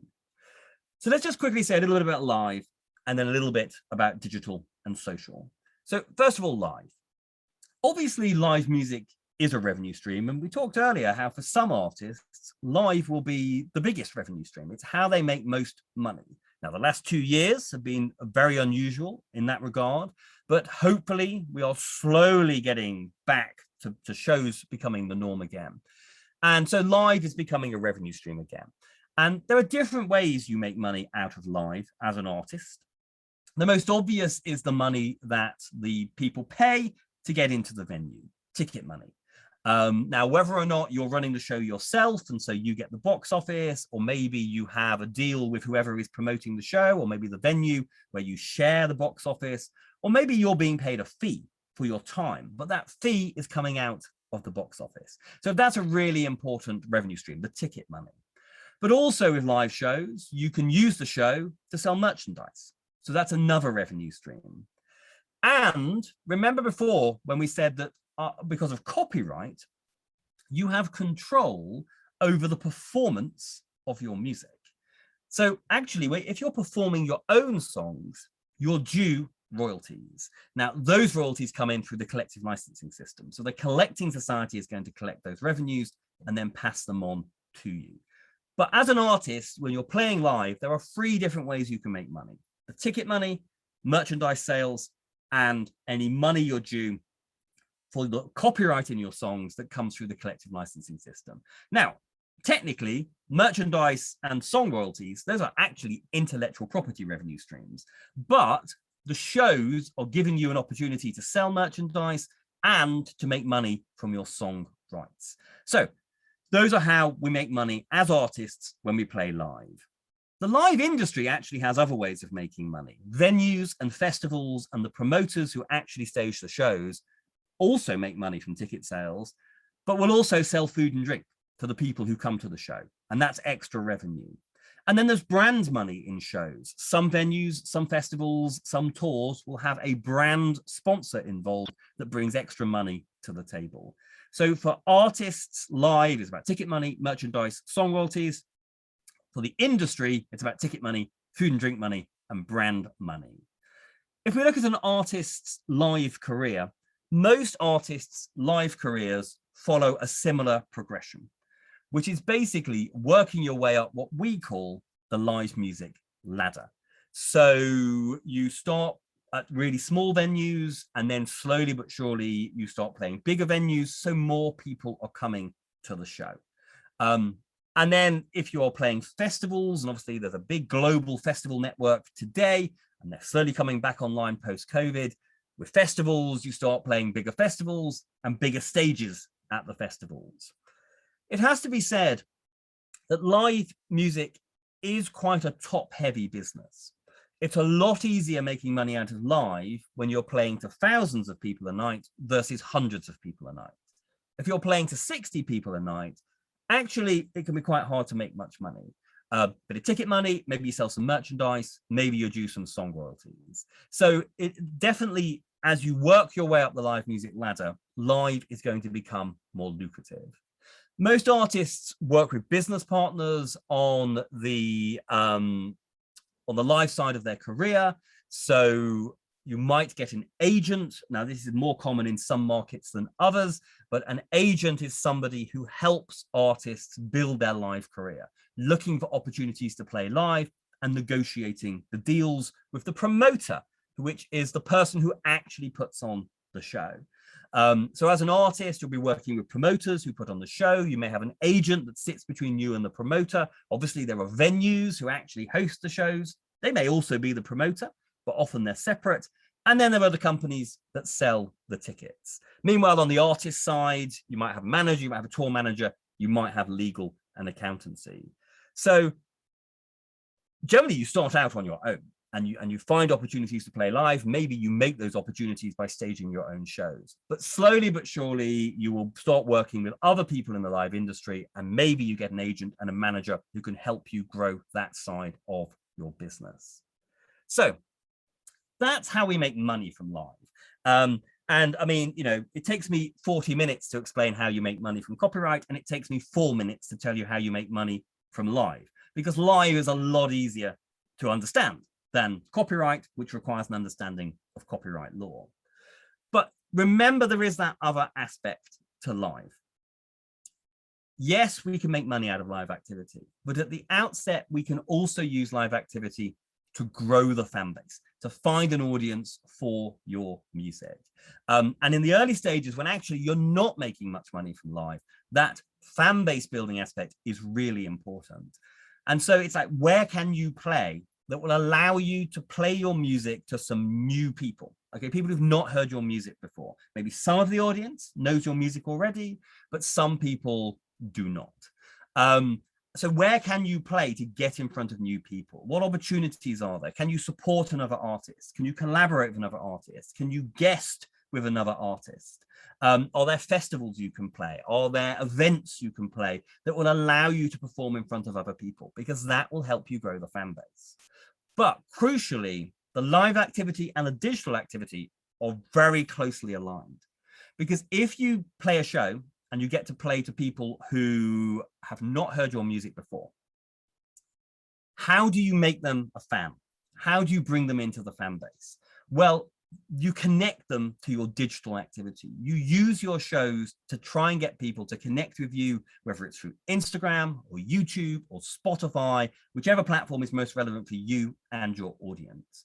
But you use the live activity to connect with people on the digital channels, then you use the digital channels to promote your live activity, and the two go backwards and forwards. So both live and digital are really essential, particularly in that early phase, in order to grow the fan base. Layered on top of that are those creative collaborations, performing with and collaborating online with other artists. This has been important for quite some time, but during the pandemic in particular, when the live activity was off the table, those creative collaborations became ever more important. What can you do with other artists and songwriters and producers and video makers and illustrators and influencers so that they get something out of it and you get something out of it, but crucially, you're both pushing it to your audiences. So you have a few hundred people, they have a few hundred people, together you're reaching 500 people. So this is all what's happening during that crucial fan base building phase. So these are some questions to be asking. How can you grow your fan base through your live shows? What do you need to do when you're on stage? What should you be doing in the venue to take your fans with you?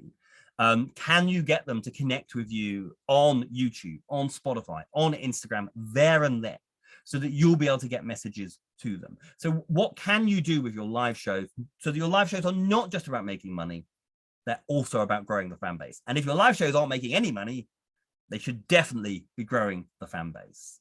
Then what can you be doing with your social and digital channels to engage that fan base, to grow the fan base, to get your current fans to be talking about you and your music in their social feeds, so that they are introducing you to new potential fans? So you do stuff at your live shows, you get people on your social platforms, then you create great content on the social platforms that then other people are sharing, so you're continuing to grow the audience. And don't forget, the collaborations are key, but when you're collaborating, make sure that you're championing the other people through your social channels, they are championing you through their social channels. So those collaborations are not just resulting in great music and great shows, they're also allowing everybody to grow their audiences.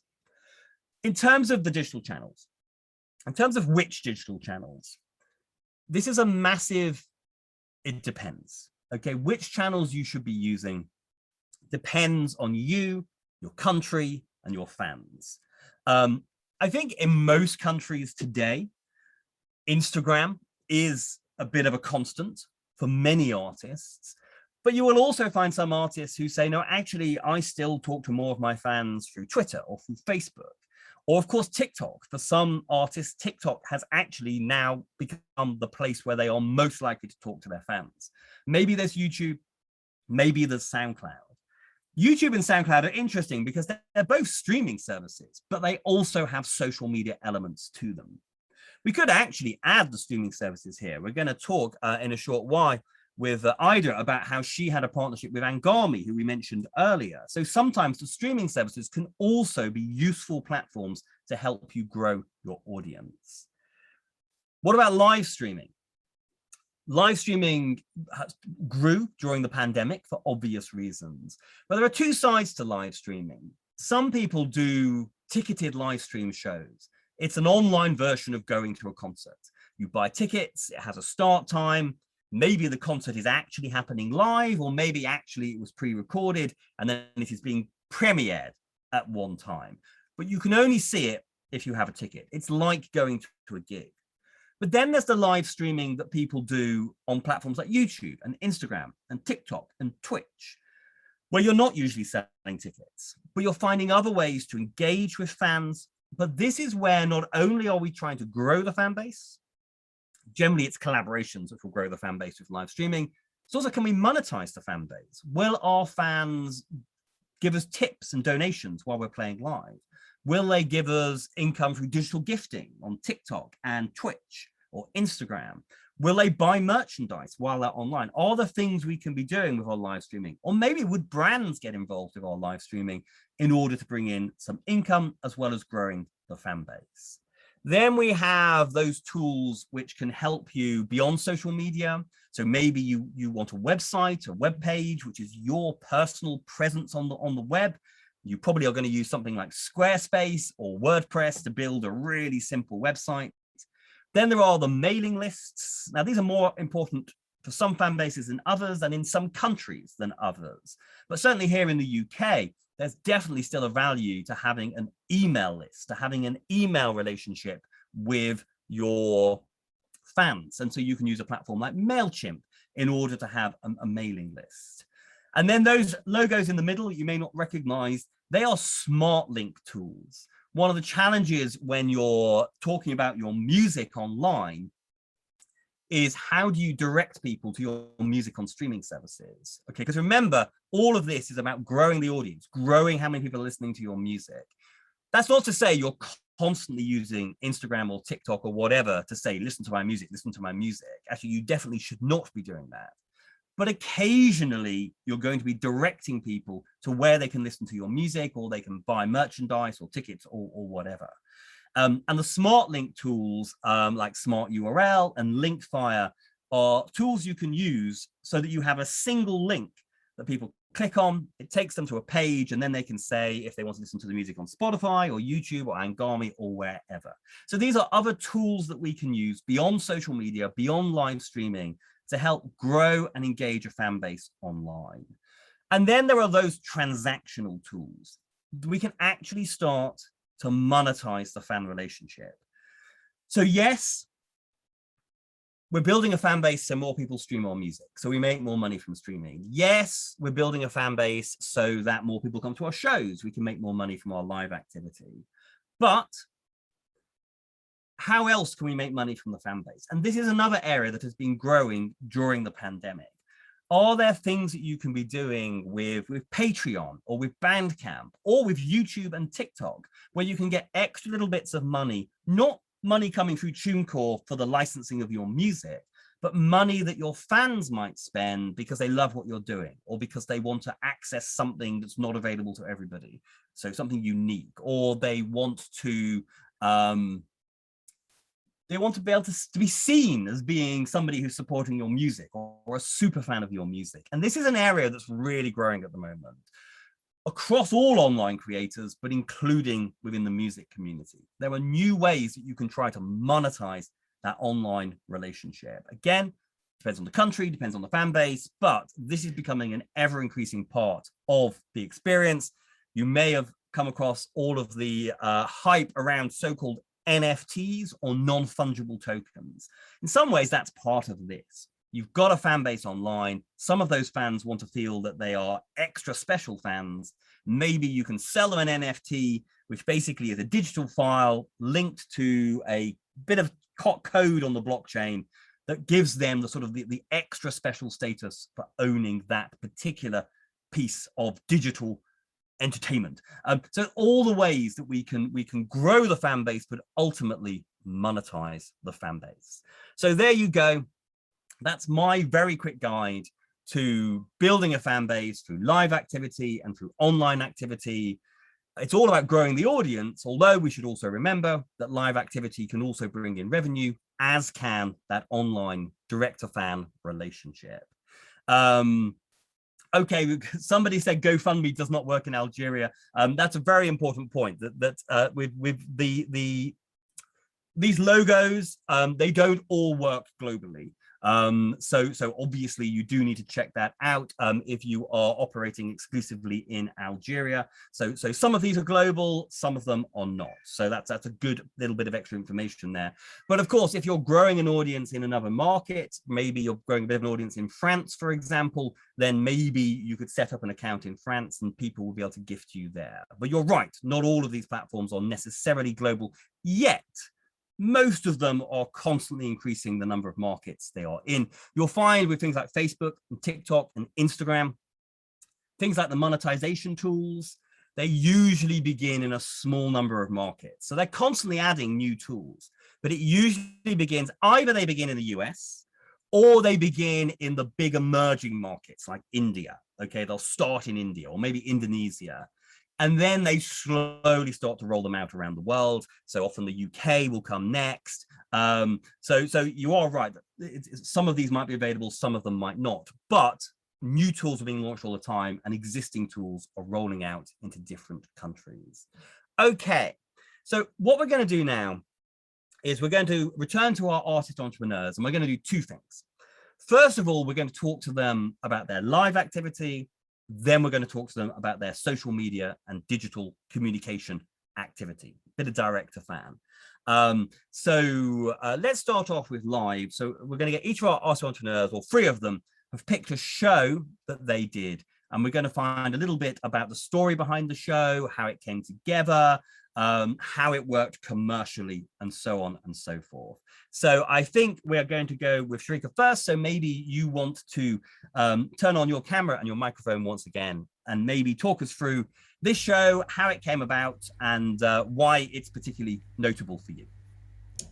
So yeah, this show came out actually because I knew of these two musicians on the London scene, but actually it was in lockdown. They started having these online events.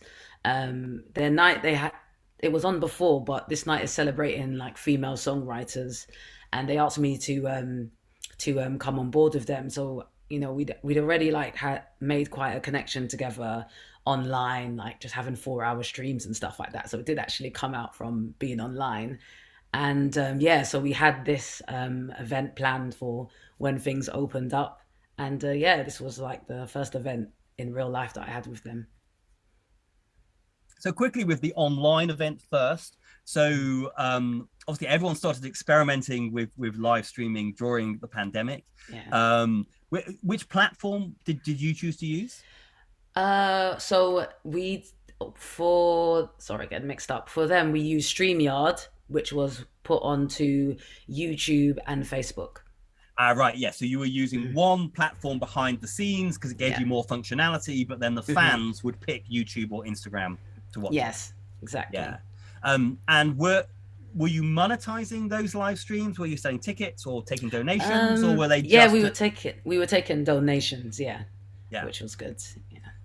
And you said that those are quite long live streams. So were you performing for the entire time? How did you? Because that's a challenge for musicians, isn't it? Because the TikTok influencers just chat for 3 hours about nothing, and people are gifting them. But as a musician, it's like, well, can I play for 3 hours? So how did you deal with that? Well, I think that's the mistake that a lot of musicians think with online, is that you have to be consistently performing. But the thing is, when you're live streaming, there's a lot of like, backstory you could put, and especially during lockdown, there's a lot of people that, who aren't living with people and, wanted to be part of a community. So, there was actually one part of the streams where we just did a drinks review and just making it more fun, and again, just making more of a connection with people, and creating an environment that people want to come back to, which made this gig sell out, because we'd already had made like a good relationship with the viewers, which was great.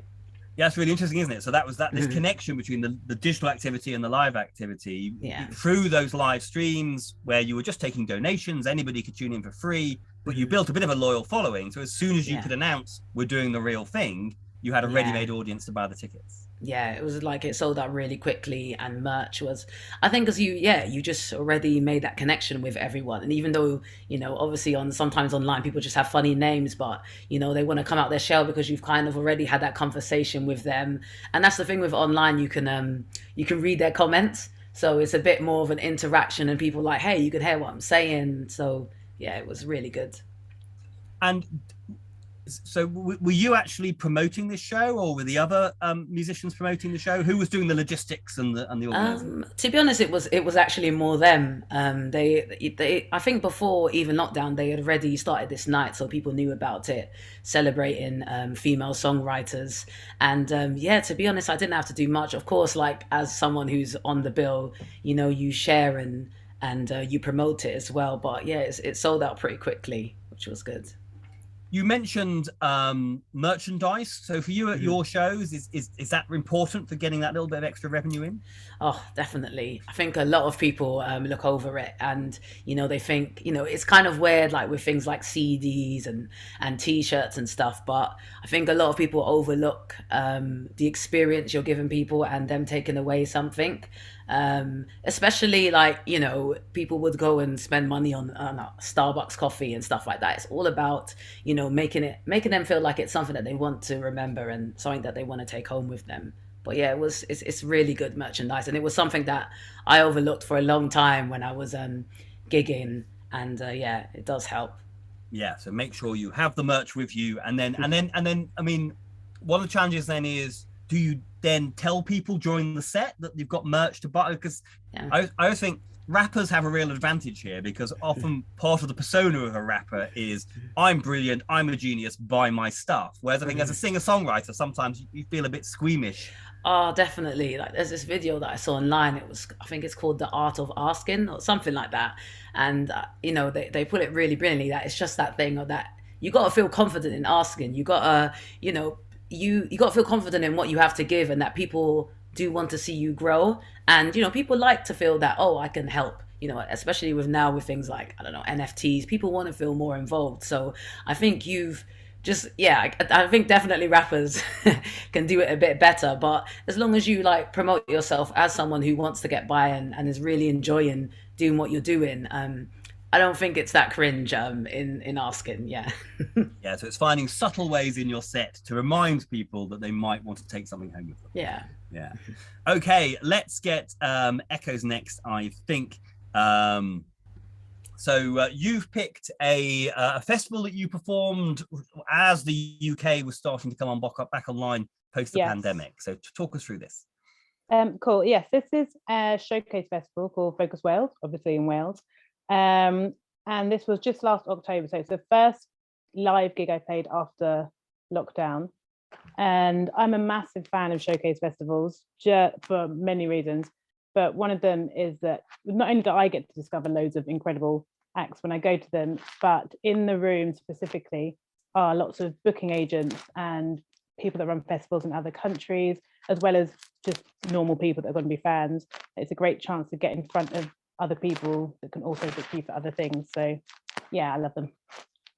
And yeah, so I mean, certainly across Europe, there are many of these showcase festivals. There are big ones. So I work on an event called The Great Escape, which is the biggest in the UK. And then there are sort of smaller ones.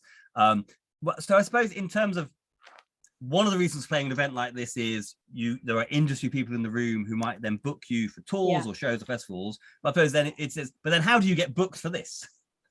The booker of Focus Wales actually saw me at another festival. So it's kind of a knock-on effect. And I think that festival has applied to. So yeah. And I suppose that's one of those things, isn't it? That every opportunity might lead to another opportunity. So it's every time you're playing live, even if the show doesn't immediately make you rich or grow your fan base, it may well unlock an opportunity. Although at the same time, if people are not paying you a fair fee and you're not making a lot of money, it's making sure that you're not being taken advantage of. It's making informed decisions. Do you know what? I'm not going to make a lot of money from this, but it really is worth it, versus the gigs you get offered where it's like, yeah, I get nothing out of that. They just want free music. Oh, is Echo still there to respond to that? Oh, I think we may have a blip on the system there. So I'm now going to come to Ida. So you're going to talk us through this show that we see here. So maybe give us the background to this project, how it came about and what it involved. Donc c'est un événement qui a été organisé It's an event which was organized by NARC in 2017. It was on the occasion of the International Day of Jazz. So ARC brought from abroad a Philharmonic Orchestra, precisely from France, and made some local musicians participate to that event. I had the opportunity and chance to participate in this project with one of the singers, one of the famous singers of Algeria, whose name is Hamidou. It was an experience that really personally touched me because I collaborated with one of the pioneers and one of the reference of the Algerian song, who is Hamidou. And we had foreign musicians that brought a plus to the Algerian music. And from our side, we tried actually to bring an Algerian touch or Algerian aspect to that music. So it was it was personally touching before it was professionally touching. And in terms of the organization of the event, were you working with a promoter or a venue? And you talk about you were inviting artists. So who was doing the logistics? How involved were you on that side? Dans ce cas de figure, la collaboration a été entre... In this case, the collaboration was between ARC organization and the Opera of Algeria. So everything related to logistics and rehearsal, ARC was in charge of that. So I had the hours of rehearsals and the songs on which they agreed. And for our side, our participation was mainly through the personal rehearsal and rehearsals with the orchestra and the D-Day, rehearsals on the D-Day. And the first initiative was taken by ARC, and organization was done by ARC as well. Fantastic. Okay, so what we're now going to do is move on to the digital channels that our artists are using and how they are interacting with fans, which channels they use, which social media they use, and so on. So we're going to go through each of our people in turn. So we'll start with Sharika again. So when I asked you for a list of the social media and digital tools you used, it was quite a long list, as we can see on here. So what have we got? I need to move some things around my screen so I can see them. We've got Instagram, Facebook, Twitter, Bandcamp, TikTok, Twitch, SoundCloud, and YouTube. So maybe just quickly talk us through what it is that you do with each of these and which ones. Oh, the doorbell. Sorry. Sorry about that. Yeah. Yeah. So, oh, look at that. There's somebody at the door. Wrong timing. Sorry about that, everyone. So maybe just quickly talk us through what you do with each of these and which ones are the most important. So yeah, I use Instagram. That is like the basic one that everyone uses, and it's just good to have some post on there. And obviously with reels and stuff like that, it does have a lot of interaction. Facebook, I actually have a lot of followers on, and actually have the highest out of all of them. And even though it's an older demographic on there, it's still another group of people that I share like content to and stuff like that. Twitter I don't use as much, but I link all of the platforms together, which also helps if there's one that you don't use a lot. And obviously with Bandcamp, especially Bandcamp Fridays coming up and stuff like that, I use that. That's really good in selling stuff. Yeah, TikTok I use. I try and push myself to use it a lot more. But Twitch is actually something that for the past like 4 months I've started using really regularly. Been able to get like a lot of followers on there, and regular listeners who interact with me on there for about like 3-hour streams, where they can request songs, have a chat with them, and then obviously you're able to build up subscribers. And also they have this thing where it's a bit like Audible, that you can get like a book every month with your subscription, with Prime gaming subscriptions. And then so if someone subscribes to your channel, you still get paid even though it's free for them, which is another great thing to use. Yeah, it's just been great. Actually with Twitch, I've been able to reach a lot of people from different parts of the world. And also it's quite nice that I can perform anytime, because, sometimes I do a stream at 11 a.m. and, people in Australia are up, or, a lot of my biggest supporters are actually in different countries. But it's great to be able to reach them. And yeah, another great thing is that with Twitch, you can chop up like your streams and you can pull it straight onto YouTube or anything like that, which is great because it saves your whole stream. And if you've got the time, you can edit it and you can use it for all the other platforms as well. So it's because, anything can be content nowadays.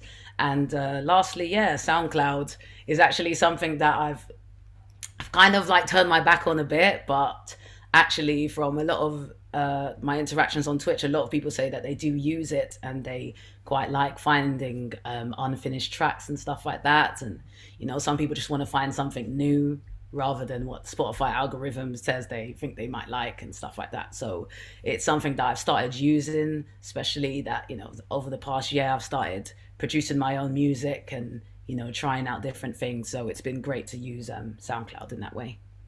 Yeah. So I suppose what you've summarized there really well is that for different artists will choose different platforms, but even where, like yourself, you're using most of the platforms, each of those platforms have a different role in what you're doing. And so it sounds like Instagram and Twitch are probably where you're most proactive, but you recognize you do still have some fans on Facebook and Twitter. So you're still putting a bit of content there, even though you're putting most of your actual effort into Twitch. But I thought that thing you said there is really interesting. And actually, there was an article in The Guardian here in the UK just this week that they interviewed some artists music makers who, you know, probably go to events like the ones I run, like this event, where you've got people like me saying you need to be posting lots of different content and 60-second and 90-second and 4-minute videos and slideshows and animated GIFs to keep everybody engaged. But what this article was rightly saying was, you know, as a musician, you first and foremost want to make music, and the thought of how to make all this other content is a nightmare for many musicians. But I think that's really interesting what you're saying. You do your stuff on Twitch, you make a little bit of money from that, but then you can pull little 90-second snippets, 60-second snippets, put it on YouTube, put it elsewhere. So you're not just getting the 3 or 4 hours on Twitch, you're also getting stuff you can post on the other things. Yeah, definitely. It's handy for sure. Did your experience during the pandemic with those live stream shows you talked about earlier, did that help you figure out what you should be doing with Twitch? Yeah, definitely. I think when everyone first like jumped onto the live thing, it was such a weird time. So you kind of felt you were just following what everyone else was doing. So I kind of just watched what everyone else was doing, and even gamers as well, and just seeing why people were, you know, because people were spending a good 4 hours of their day with them. And obviously a lot of people talk about how attention is so important now. So even when you're making, and being so used to making short form content, it was quite weird to be like, oh, I'm live, and, you know, I don't have that control over it. So at first, for me, it was just about realizing that this is them deciding to hang out with you and to get to know you on a way where there's no music behind, or everything's just really short and snappy. It's just, they just want someone to hang out with. And one of the greatest things I always hear now is that, oh, I was going to put on Spotify, but I've just had you on in the background, which I think is quite interesting because I'm talking as well and I'm singing, but it's kind of like they just want that little bit more of an interaction or a live feel while they're in the kitchen or anything like that. So it's them also inviting you into their home life as well. So once I got my head around that, instead of counting down the seconds or seeing how many people are watching, you know, the way I see it, even if it's like 5 people, which it is a lot of the time at first, you got to remember, someone who used to do a lot of busking here in London, if 5 people had stayed for 4 hours of my set, like, I'd be like, wow, you must really like what I'm doing. But, you know, people don't have that time while they're out about in London. So yeah, it's great with Twitch in that way. It's just remembering that people are just wanting to hang out with you and get to know you. And, you know, the monetization and stuff, it takes a while, but you got to remember that you are building a relationship with someone. You know, they say that you got to see something like 7 times before you actually want to like put your money towards it, like in advertising and stuff. And all companies have to advertise themselves. So I think that's what I had to tell myself, that it's like, yeah, just be yourself and just invite people in and make them really want to be part of the experience. So yeah. Yeah, and I guess in a way it sounds like it's almost it's like a radio show, isn't it? The mixture of spoken, and I suppose, and people for decades have had the radio on in the background. So I suppose although it might feel weird, well, I'm not just singing, it's like, but actually for a lot of people that and they like having that friendly voice telling a few stories alongside the song. So really interesting, the success you've had on there. Okay, who we got next? Let's come back to Echoes next and talk through. So just quickly talk us through the logos and what you do with the different platforms. Cool. It seems really scanty compared to Sharika's now. But yeah, I'm a massive Instagrammer. So I think because I'm very visual with my aesthetic and with my music, and I have this whole thing where I make my stage outfits and I kind of use them through my Instagram stories before the show. So I find like Instagram is that all-encompassing thing for me. Facebook, it's kind of because I can't not more than anything else. I don't really use it that much, but it is linked to my Instagram, so I can cross-pollinate, which is really good. Twitter, I'd say, is more for press and industry stuff a lot of the time, like to retweet articles or shows and gigs and tickets. So that functions really well. MailChimp, I love because I'm a big fan of an old school, actual hard copy email newsletter sign up thing. I think that works really well at small intimate shows. It can be passed around or just kind of left on the merch table. And I think that's the one where you can actually own access to your fans rather than relying A, on someone's algorithm, or B, on someone's company still being the most popular one out there. So I remember when Instagram went down and everyone lost their mind. Like, if that's the only way that you can reach people, you're in a little bit of trouble. So yeah, I love MailChimp. YouTube, yeah, it's kind of another staple for people to discover your music and watch longer videos in a bit more of a concentrated, focused way. So yeah, that's my main 5. So Instagram is where you're most proactive. Definitely. Yeah.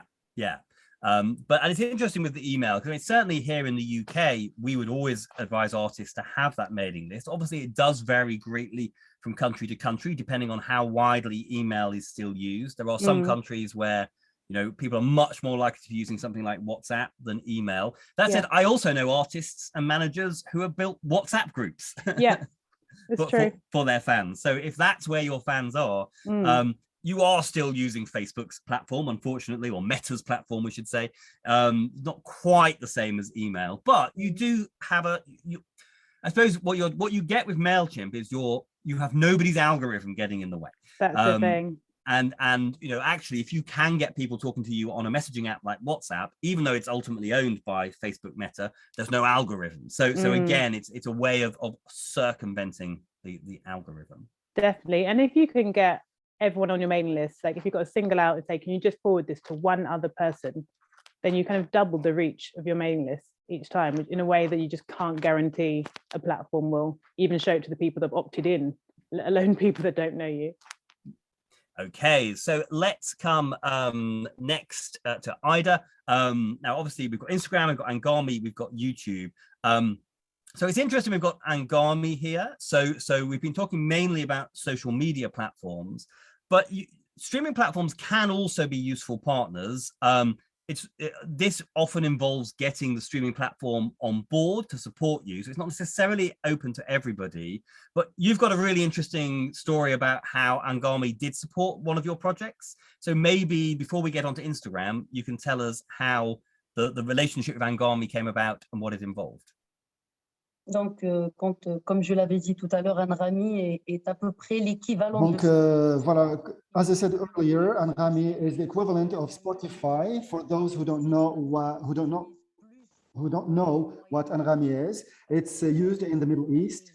Personally, I came across Angami just by chance, because the voice works with Angami and all the sections and lives and podcasts that are done at The Voice and which were published or downloaded were done through Angami. And it has an account on YouTube for videos. But Angami is the best way to upload videos and listen to music.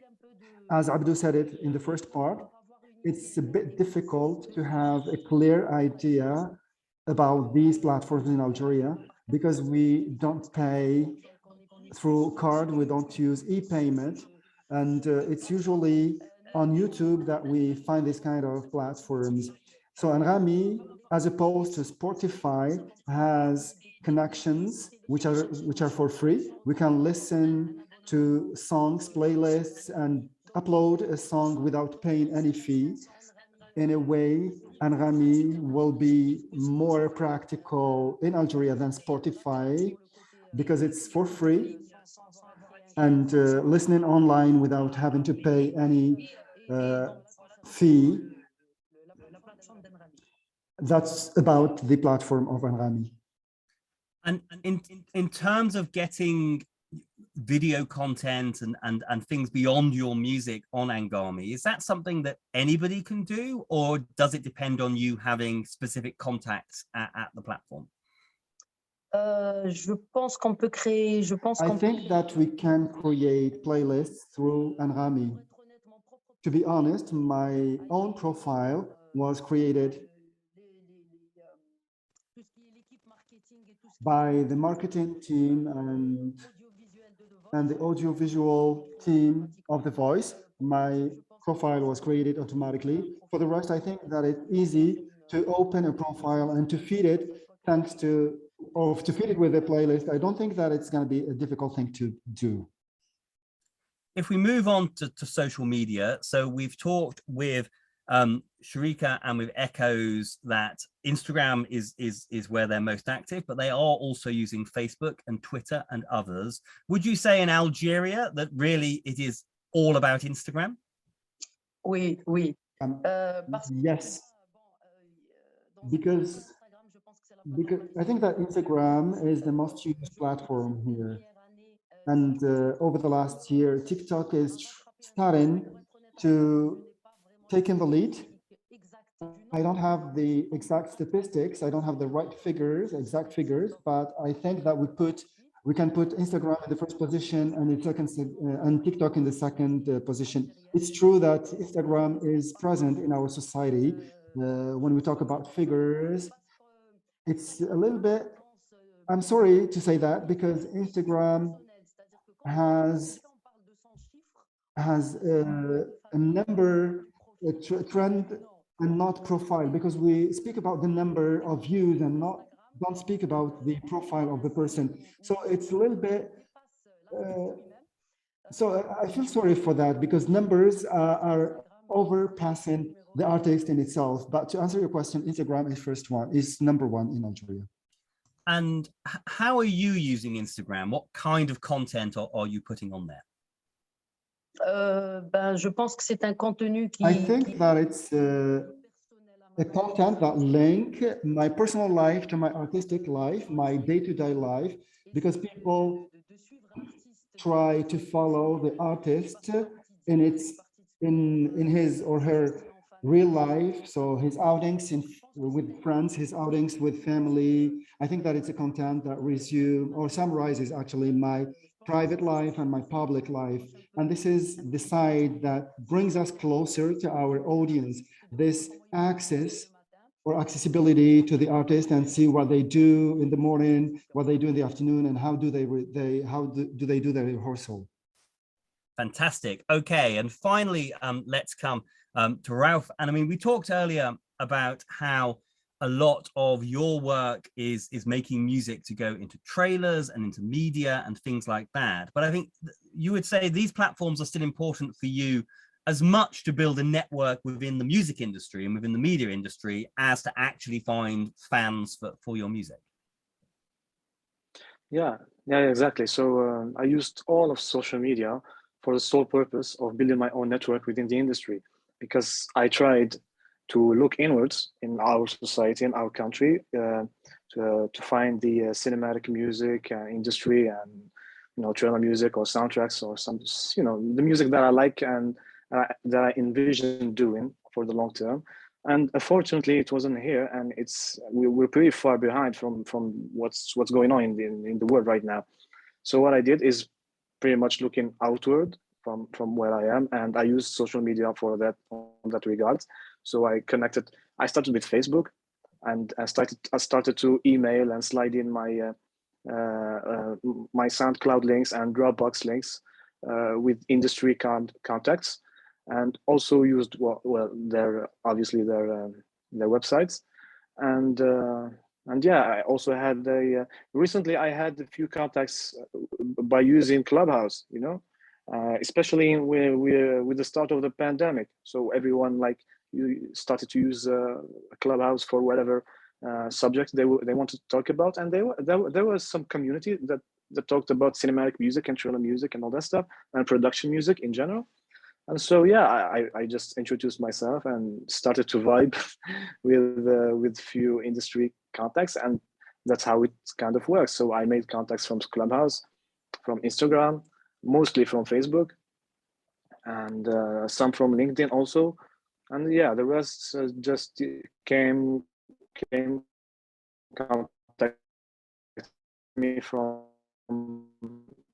my website. But basically, I just use all of the socials, a lot of other stuff. Let's say a lot of the goals. But yeah, that's yeah. I think I lost a little bit at the end there, but It I think was a bit long, but yeah. But I suppose the key thing to stress here is that yes, for many artists, these social media platforms are about growing a fan base who are going to stream your music, come to your shows, and possibly spend money with you online. But there is always a business to business element as well. And for those of you who want to predominantly work in the media side or the movie side of being a musician and a composer, this will be incredibly important. But actually, as Echoes mentioned earlier, even when you're going to be a frontline artist up on stage, those industry contacts are still important. So Echoes mentioned how she is posting to Twitter, but not because she thinks many fans are on Twitter, but she knows that journalists and playlisters and bookers are still using Twitter. So maybe some of your platforms are as much about influencing the industry as they are influencing potential fans. Okay, so we're now going to bring on our final round of, we're going to bring on our final round of guests now. And we're going to talk, first of all, a little bit more about the live side of the business, and then about this idea of growing an audience and a company and revenues around your music making. So we've got 3 more guests joining us for this section. So I think we will start off by getting Salah to turn on his camera and his microphone, and maybe you can begin by just quickly introducing yourself and explaining what it is that you do, and then we'll start asking some questions about performing live in Algeria. Bonsoir, donc c'est Good Salah. afternoon. My name is Salah Haimouni. I'm the head of performance and music at the Agency for Culture in Algeria, and we have scheduled music performances and also helped artists to be able to go on stage and export also Algerian artists abroad. So this is mainly what we do. And what advice would you have for early career artists and musicians in Algeria who are either putting on, well, first of all, let's start off with if they're putting on their own shows. So initially they want to make it happen for themselves and put on a night or a show or a concert. Have you got any advice for how artists in Algeria might make that happen?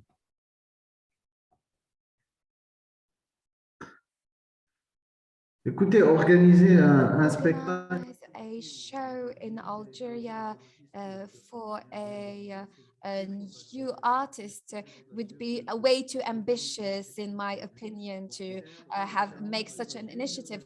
I encourage it. However, on the ground, I'd say, well, it may be possible, but for an artist who wants to promote themselves on stage, they should make a lot of concessions first.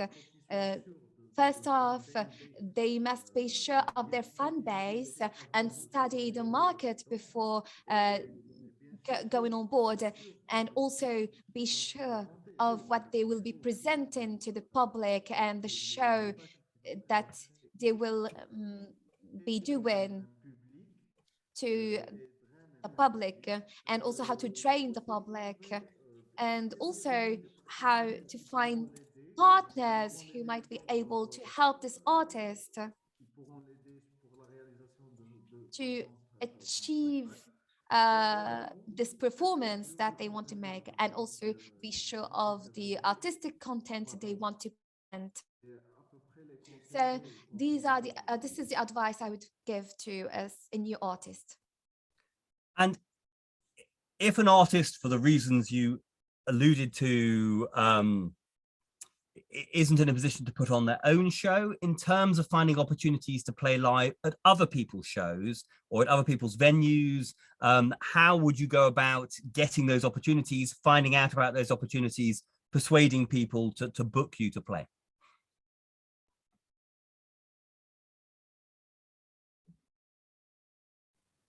Écoutez, il faut savoir, ici en Algérie, in Algeria, the venues are mostly managed by public institutions, so they belong to the state. And while it is true that these institutions or venues are open to artistic initiatives, the first thing to do for a entrepreneur artist is to prepare a file to explain their project, and also knock on the doors of public institutions, any institution, in order to find help, and maybe a collaboration or a partnership that would help this artist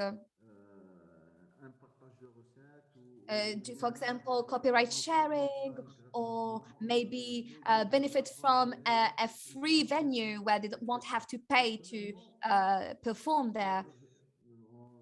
Personally, if I have to talk about the virtual side, personally, as a programmer, I found a lot of talent on internet thanks to videos and initiatives posted by artists themselves. Recently, I discovered a band of young Algerians who weren't famous, and I discovered them on Facebook. And it allowed us to, at the agency, to program them and to see that there is a certain originality in what they do. As a programmer, I invite artists to auto-promote themselves, be it through social media or even knock on the doors of different institutions and programmers. So this is my opinion. So two really interesting things there. First of all, echoing what we were talking about in the previous section about how your online activity can be influencing the industry as much as it is influencing potential fans. So when you are doing activity online, remember that. And I suppose as part of that, make sure that on your Instagram and your Facebook, etc., your contact information is really easily available so people know how to get in touch with you. But then secondly, in terms of knocking on the door, I suppose it is, and this is true worldwide, a lot of it is about who you know, and how do you get to know people? You get to know people by meeting them, supporting their events and supporting what they do. So there's a real sort of networking element to it. Would you agree? Exactement. En fait, si Absolutely. We go back to the music industry, especially in Algeria. I believe that we are a small family because we know each other, and even though we might be a little bit far from each other physically, but we know each other. And if you have spent a few years on the music industry, you will know 60% of the people who, or the key people who work in the industry, be it promoters, artists, and such, or even professionals of the music industry. So it will allow the artist to be part of the circle, and also at the same time and mainly to export themselves. An artist here in Algeria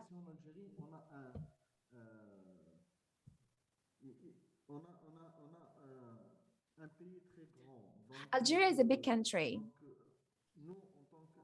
As professionals, we cannot know all the artists on the market.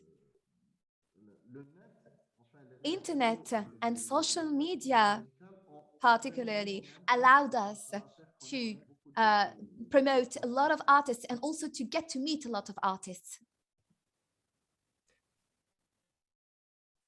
I said in my presentation how for artists with live activity, certainly here in the UK, artists can make money both through their share of the ticket money and by selling merchandise, and then by getting some royalties through the collecting societies. Is that the same in Algeria, or is it one of those, or is it different ways that as an artist you can make money from performing live? Chose.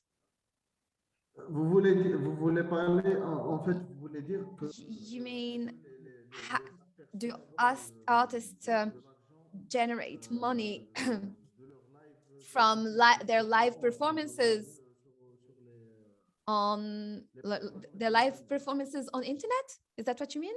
No. I mean, at a live show, how is the artist making money? Is it the fee that the venue pays them? Do they sell merchandise at the show? Are there other ways that you can make money when you're playing live in person, not online?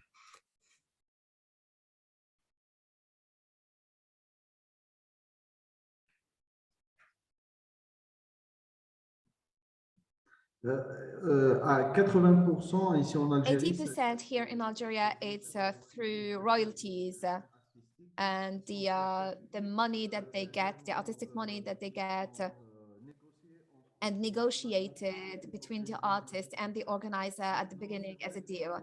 But there are also always negotiations going between organizers and artists, be it for a revenue sharing and or benefits sharing during the show between the organizer and the artist himself or themselves, and through merchandising. But most artists here in Algeria will generate money thanks to the artistic deal and royalties. And regarding live performances on the, social media, the pandemic of COVID-19 has allowed to give more visibility to this type of programming. And there are a lot of live performances that were done by artists and who got paid directly by organizers. And the issue here in Algeria, especially with the Algerian currency and monetics, is that it's not really easy to generate money through internet. So most artists who are produced live on internet platforms are either done through institutions purchasing or orders, or sometimes they don't even earn money from these shows they do on social media. One last question, just to clarify, when you say royalties, do you mean the artist's share of ticket money at the door, or do you mean copyright royalties?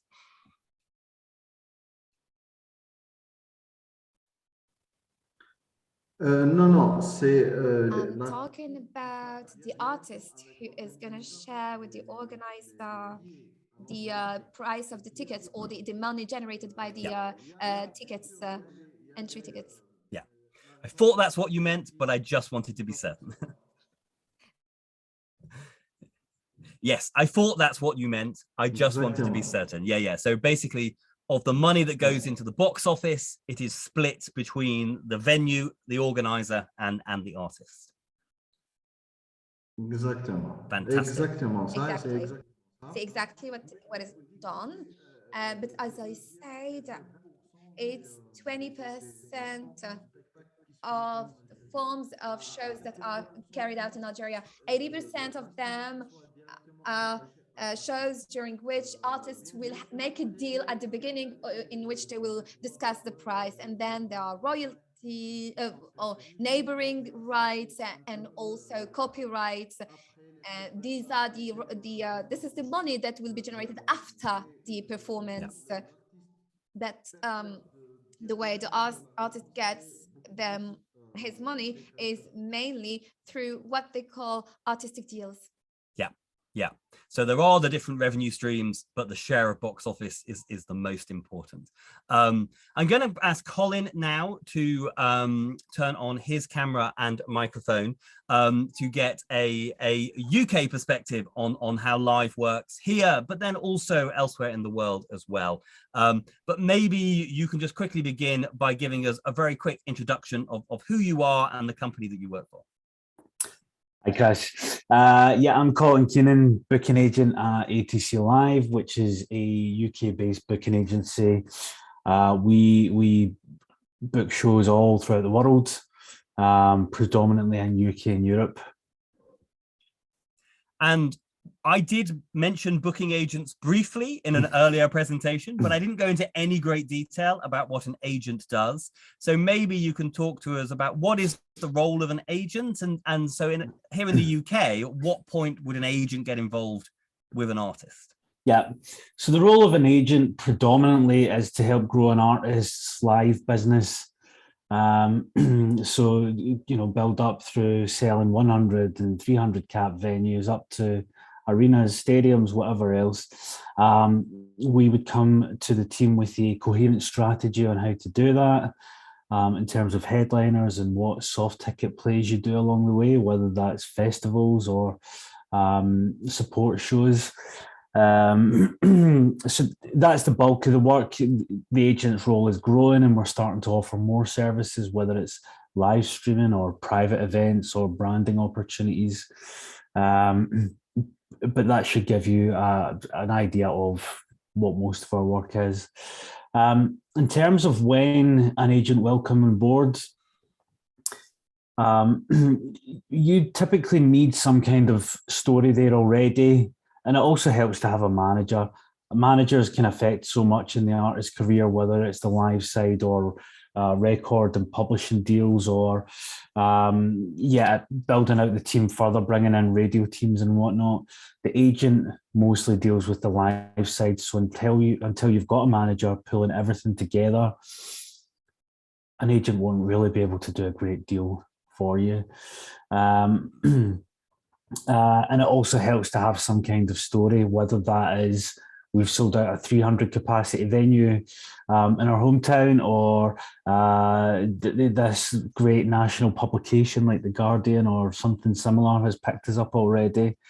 That is when an agent would start to see something's happening here. It's time for them to start touring nationally, and we can come on board and help them do that.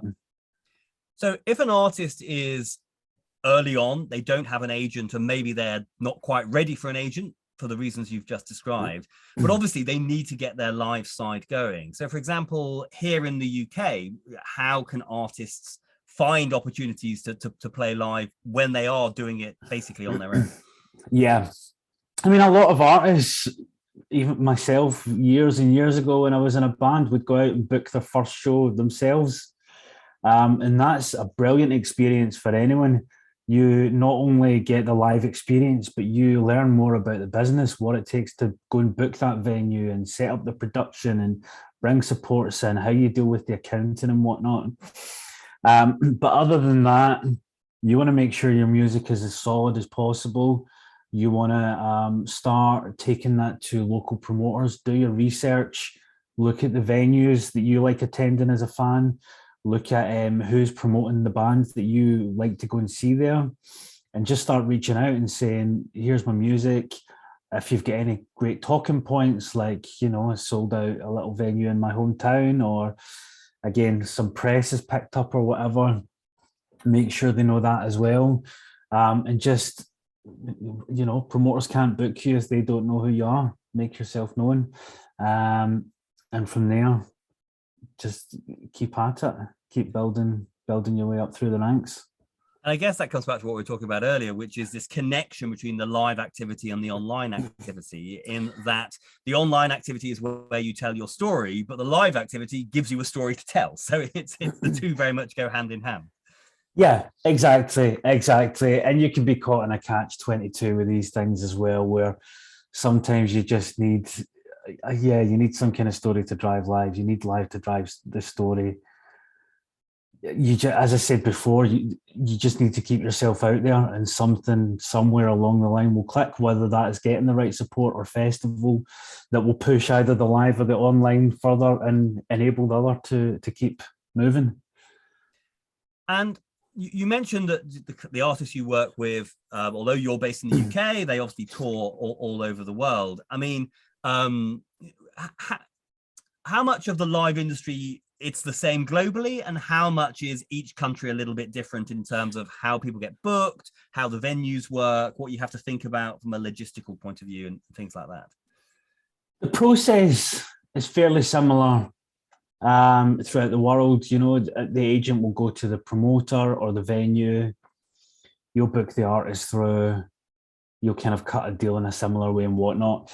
The nuances, and it does change from every country, tends to be on the other circumstances. Like, for example, if you're going out to Japan and you don't have a physical CD for sale in the shops, then you don't have a great deal, a great chance of really succeeding there. Furthermore, it helps to have like an actual Japanese release CD rather than an imported CD. You know, they're so reliant on physical music still. Yeah,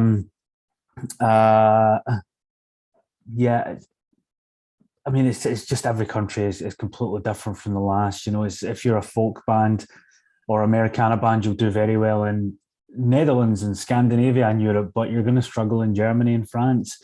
If you're a metal band, then head up to Scandinavia and Eastern Europe. Those places you can start building very early on and make inroads to Central Europe from there. And then the boring bits, taxis and visas and stuff. You don't typically need a visa to go into Europe. And even the UK, it's a very simple one. As a UK artist, we should add, I suppose. Yeah, but I mean, even if you're an international artist coming to Europe, depending on where you're from, it can be a very simple process. It's not like if you're a UK artist going to the States, you have to go to the embassy and spend thousands of pounds per person and tell them every single detail of your life. Yeah, the US is famously hard for anybody anywhere in the world to play. yeah, exactly. And the UK one is simple, cheap, quick and whatnot. Yeah. But all that stuff is the boring stuff that you shouldn't worry about too much just now. When it comes to working internationally, there'll be people there to guide you along. Yeah. Anyway. So interesting.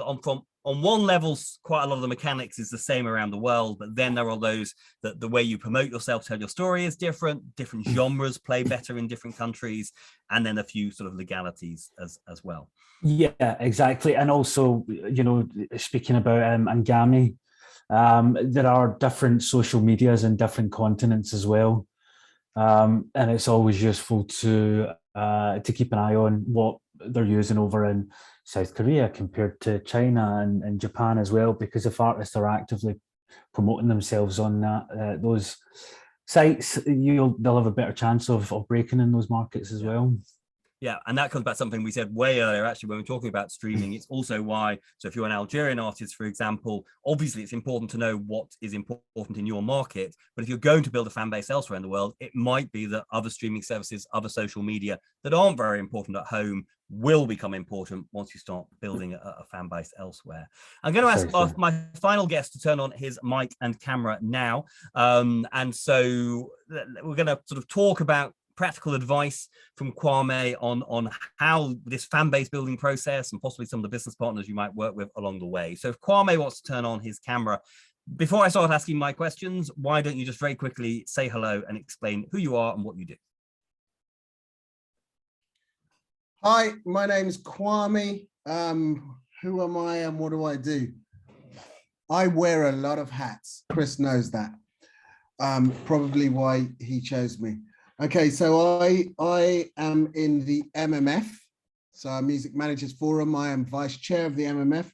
I'm a Brits Trust trustee. So the Brits that you see on every year, I'm one of the people that deals with the charity side of it. Mobo Trust as well. I'm a manager first and foremost. So Ferocious Talent Management is my my company, Ferocious Talent Management, but I'm also a music consultant as well. So we have Ferocious A to B, which is called Fab. And then I also have Guru Shack.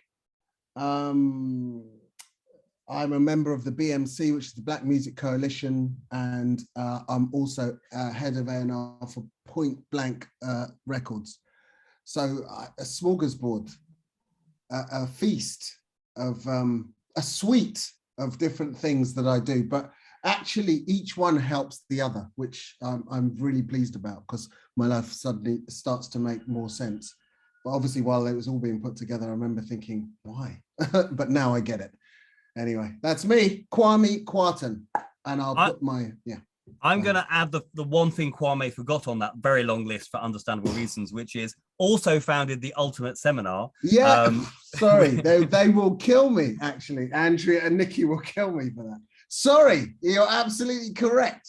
And the reason why that's relevant to my first question, so the Ultimate Seminar is an event and a program here in the UK that's all about supporting future talent in the industry, whether that's on stage talent or behind the scenes. So Kwame's spent the last 20 plus years, however long it is now, with every new generation of artists coming through. And so I suppose for artists who are early on in their career, who are probably doing it all themselves, but who need to find an audience, you know, what would be your top tips for how people with not much money, but a lot of passion can go about finding an audience, whether that's at home or anywhere in the world?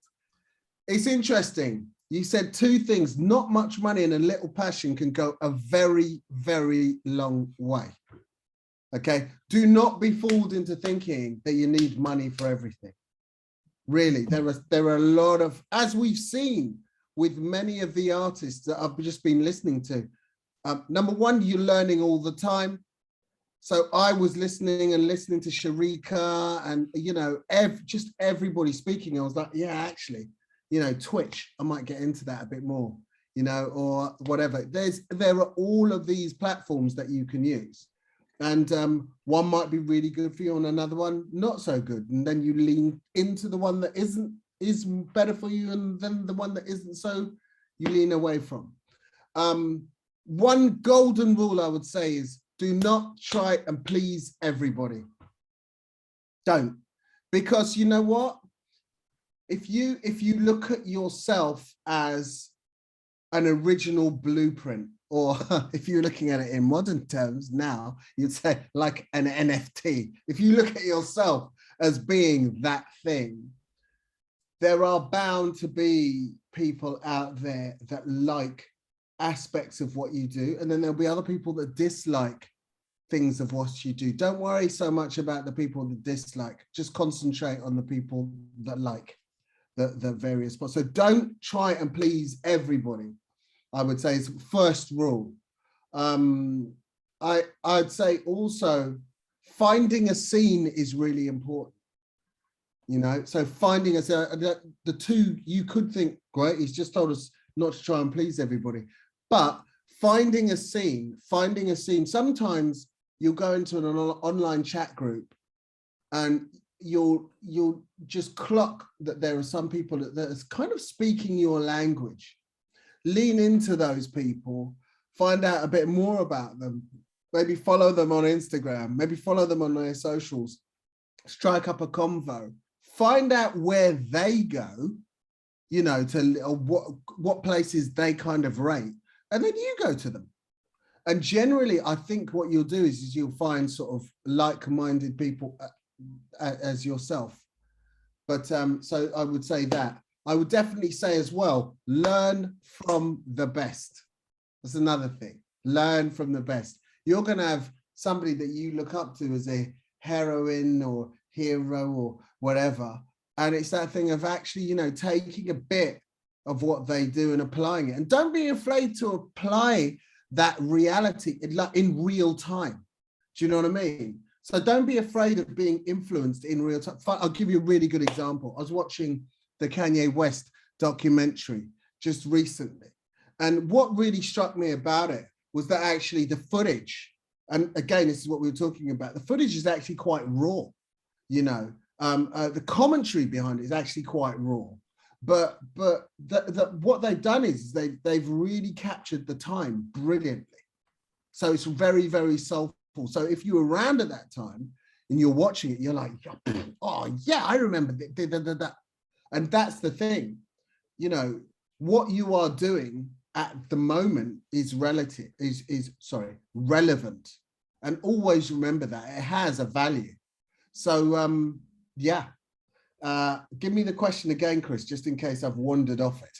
No, you haven't, and I'm going to follow on from my question because there's two really key things I'm taking from what you're saying. A, this idea of finding a scene. I talked earlier about finding collaborators, and what's brilliant is in the olden days, that was who was based in the same place as you, and that depended very much on where you lived. Whereas in the online age, you can find your scene, your community, wherever they happen to be in the world. So that's one of the exciting things now.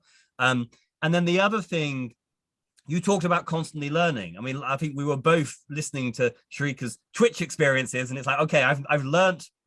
That's brilliant that that's how something is working for an artist on Twitch. I need to go and tell every other artist I know that that's something they should be thinking about. Yeah. And I suppose it's the thing is, what's both exciting and frightening about the music industry today is everything is constantly changing. Yeah. So you're constantly having to learn, but at the same time, it means that constantly new opportunities are coming up.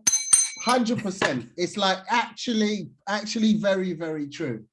You know, there's so much. Do you know what? Can I share a screen for a second? Oh, you can try. I might have to give you privileges. Let's see. I don't want too much privilege. Just give me a tiny bit of privilege. Let me see if I can make this happen. Do you know what I mean? If I make you a co-host, I think you'll be able to do that. Just for a second. Okay, so this is quite interesting, okay?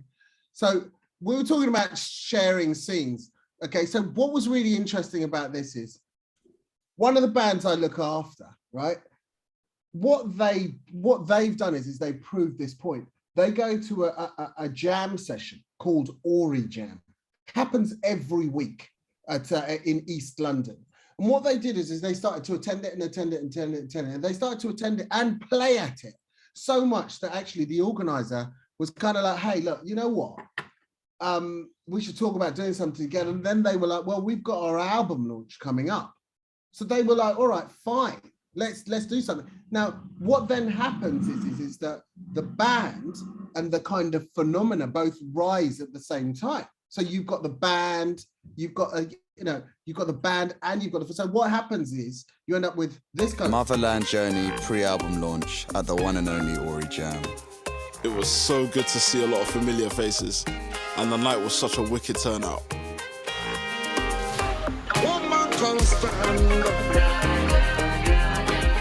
This is our first album release on the legend. Now, the thing about it is, all right, I'm going to stop that there because it's not a promo thing. This is like actually a thing.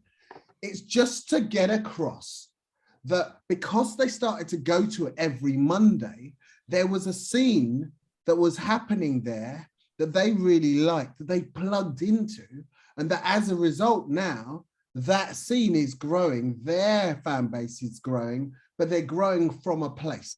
That's all I wanted to say. Sorry, carry on, Chris. Give me another question. I think it's interesting when you travel the world, obviously, when you're in a place like Algeria, maybe you look to the markets that have had a very established music industry for decades, so the UK, the US, France, Germany, and you see that all the labels and all the publishers and all the agents and all the promoters, and maybe in your country that the music industry is a lot smaller. But do you think again that the world has changed in that, yes, okay, it is good to have all of those potential business partners on the doorstep, but I think in countries where there is a less extensive music industry, it doesn't matter as much as it would have done even 10 years ago. Oh God, sorry, I still don't understand that as a question. Don't understand that as a question. So I guess what I'm saying is if you're in a market that doesn't have as traditional a music industry, so lots of labels, lots of publishers, lots of promoters, would you say that being in the digital world has meant that is less of a problem than it would have been in the past? Yes, 100%, because you have the different platforms that you can access to get your messaging out there, and we've seen it. You know, we've seen it. What's the woman that had that? She's just had a huge thing. Polydor signed her, and I love you more than my life. What's that track? I can't even remember. But anyway, it's a TikTok phenomenon, and again, you know, really, she posted it. And it's just the spirit and the way that she's dancing in it and everything. You just went for it, you know. And it got quite a big hit. I don't even know if it's definitely North African. Do you know what I mean? So that's the situation.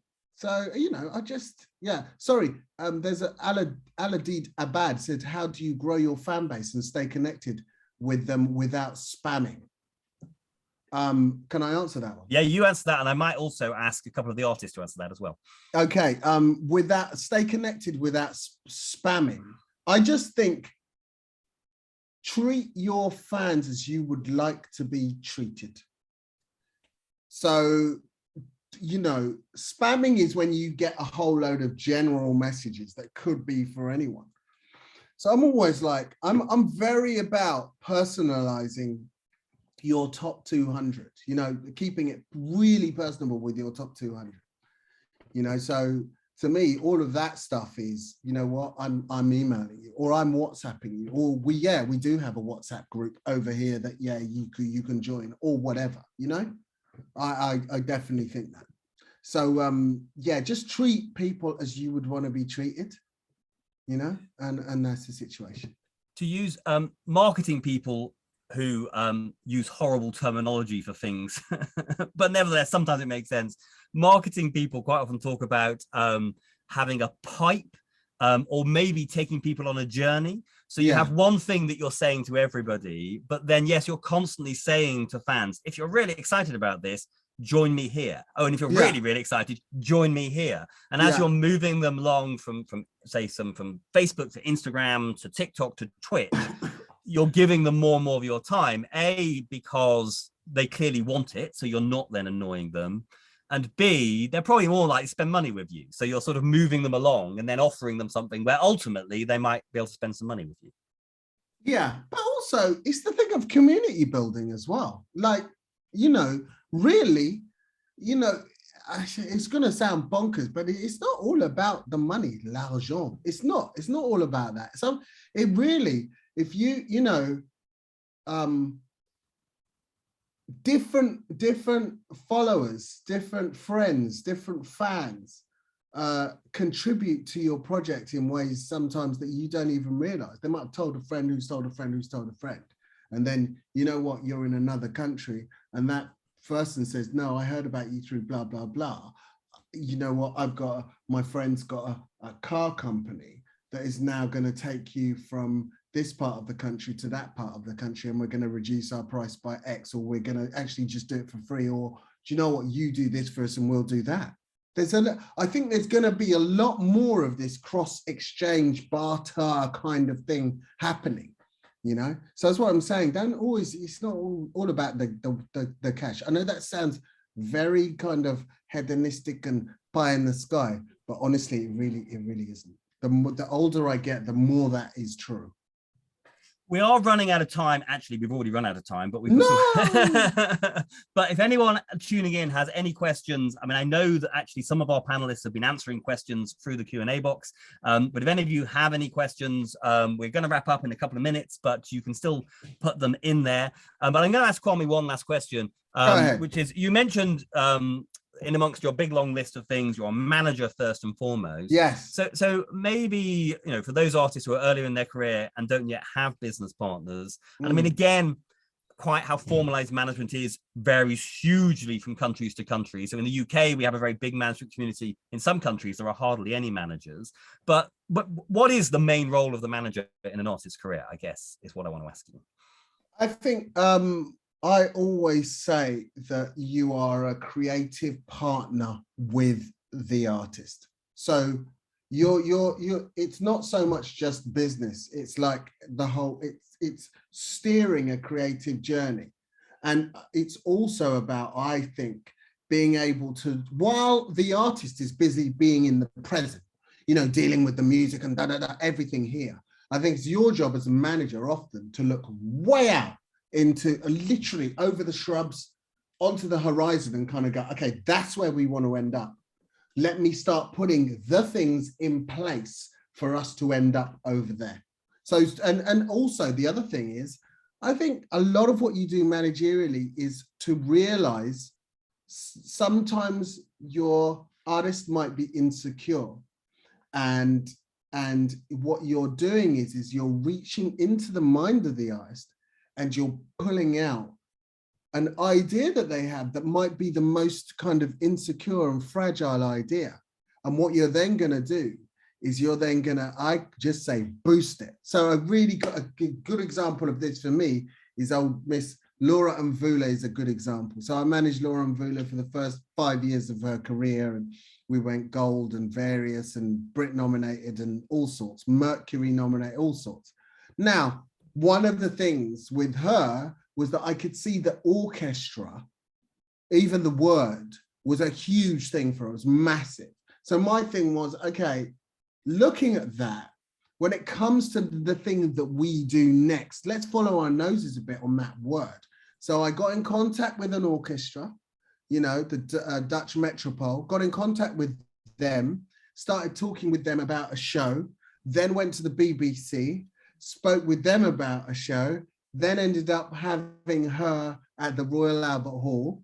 And this is a 2-year process. The first show she did 3 songs with the Dutch Metropole. The next one she did an entire 1.5-hour set. You know, then Radio 1 got in contact and were like, you know what? We want to broadcast the actual set. So something that was actually quite far out, you know, orchestral soul, like not maybe radio, whatever. Suddenly you've pulled a thing that was supposedly out on the left-hand side and you've almost brought it central, because suddenly Radio 1 now are going to do a live broadcast of this thing. And they did. And then as a result, that ended up on the front page of the Evening Standard. So suddenly you've taken something that was a left field idea that was right in the back of your artist's mind, and you put it front page of a daily tabloid. Do you see what I'm saying? So yeah, that's all, to me, that's all part of what you have to do managerially. And the other thing is just advise them financially, because, you know, when the good times come, the good times come, but you've got to, it's about managing this curve, because an artist career and a managerial career is often like this. And what you've really got to do is make everybody understand that actually that curve, that whole bell curve, whatever it is, up and downage, is actually, when you level it out, is this, you know. And it's just telling people, don't worry, you're going to have times where you're up here, and you're going to have times which are down here, but actually this is what's going on, and that equals a career. Which is a good place to end it. There was one actual question, but we're kind of out of time. But I'm ready for it. I'm ready for it. Well, but we'll need like a really 2-sentence answer, because we are over time. But in terms of, you know, for people tuning in who might think that they want to become a manager, I mean, I guess you mentioned that managers are generally partners, therefore you're usually taking a share of the revenue. And I guess most managers begin by finding an artist to work with, possibly on a part-time basis initially. And then if it works, as the artist business grows, your business as a manager grows. So what's the question? What's the question? The question is, how do you become a manager? I just think, honestly, you start. I know it sounds bonkers, but you really do. Because the truth is, it's got, whatever you do, you're going to make mistakes. So start, be prepared to make mistakes, and just, you know what, have heart. If you've got what's going on in here is correct, and you're managing the person because you really, really, really, really believe in them, then somewhere along the line it will go right. And if it's not going to go right, it probably is not, they're not the right person for you. So that's what I would say with regards to that one. And best to approach a label whilst being a one-man band or a whole band with different members. Honestly, I think if you write the songs, and I think at first, I think just best be yourself, best approach just as yourself. You know, I think sometimes when you try and make a band and blah, blah, blah, and it's not really real, you'll end up in more trouble. So be a band if creatively you want to be a band. Yeah. But from a commercial perspective, a solo artist is just as good. We are out of time, so we are going to have to wrap up there. But I'm going to very, very quickly get each of our artist entrepreneurs to turn. So if you all 4 of our artist entrepreneurs want to turn on their cameras, and just very quickly give us a 20-second where people can check you out online if they want to find out more about you and your music. So we'll get Sharika to go first. Hey guys, so yeah, you can find me on Twitch, on Instagram, on Spotify as well, and I also have a website which has my mailing list, and that's sharikasherrard.com. And yeah, thanks for joining us. And Echoes? I am Echoes, which is IAMECKOES, absolutely everywhere. So at I am Echoes, Facebook, Instagram, Twitter, anywhere you like. I'm going to put it in the chat. And I'm Kwame Kwaten, KWAMEKWATEN. And if that's Instagram, Instagram's the best place to get me. And Ralph? Hi everyone, so Raouf Rektobiasi, like it's written in my name here. So you Google that, and the first website is me. We have every social media there, so please feel free to reach out. Thank you. And Ada, if you're still there, if you can just very quickly tell us where people can find you online. Aïda Oulmou, donc joignable et retrouvable sur Instagram, Nrami, YouTube. So you can find me on Instagram, Nrami, YouTube, and Facebook. And it was a real pleasure to share this moment with you. Thank you very much all. And thank you to you personally, Chris. Thank you so much. And thank you to everybody who's joined us here today, our artists, our guests. Thank you to everybody who's been tuning in. If you're watching this back on the recording, because the recording will be available, thank you for watching the recording. There's a survey that it would be really, really helpful if people could fill out. So in the chat, you'll see it says fill out our survey. So if you're able to fill that out, that would be really, really helpful. Thank you so much for tuning in. My personal website is mynameischriscook.com, or you can check out CMU at completemusicupdate.com. So that's where you can check me out. You can check out the FAC online as well. If you Google Featured Artists Coalition UK, or it's the fac.org, you can find all of us online. Thank you so much for tuning in. Thank you to the British Council and to the Algerian Agency for Cultural Fluency for making this event happen. Sorry we overran, but hopefully it was useful and lots of really great information. So we'll wrap it up there and say thank you to everybody. Thank you for tuning in, and we hope to see you all again very soon. But in the meantime, I'll say it and everyone else can say it. So goodbye, everybody. Yes. Bye.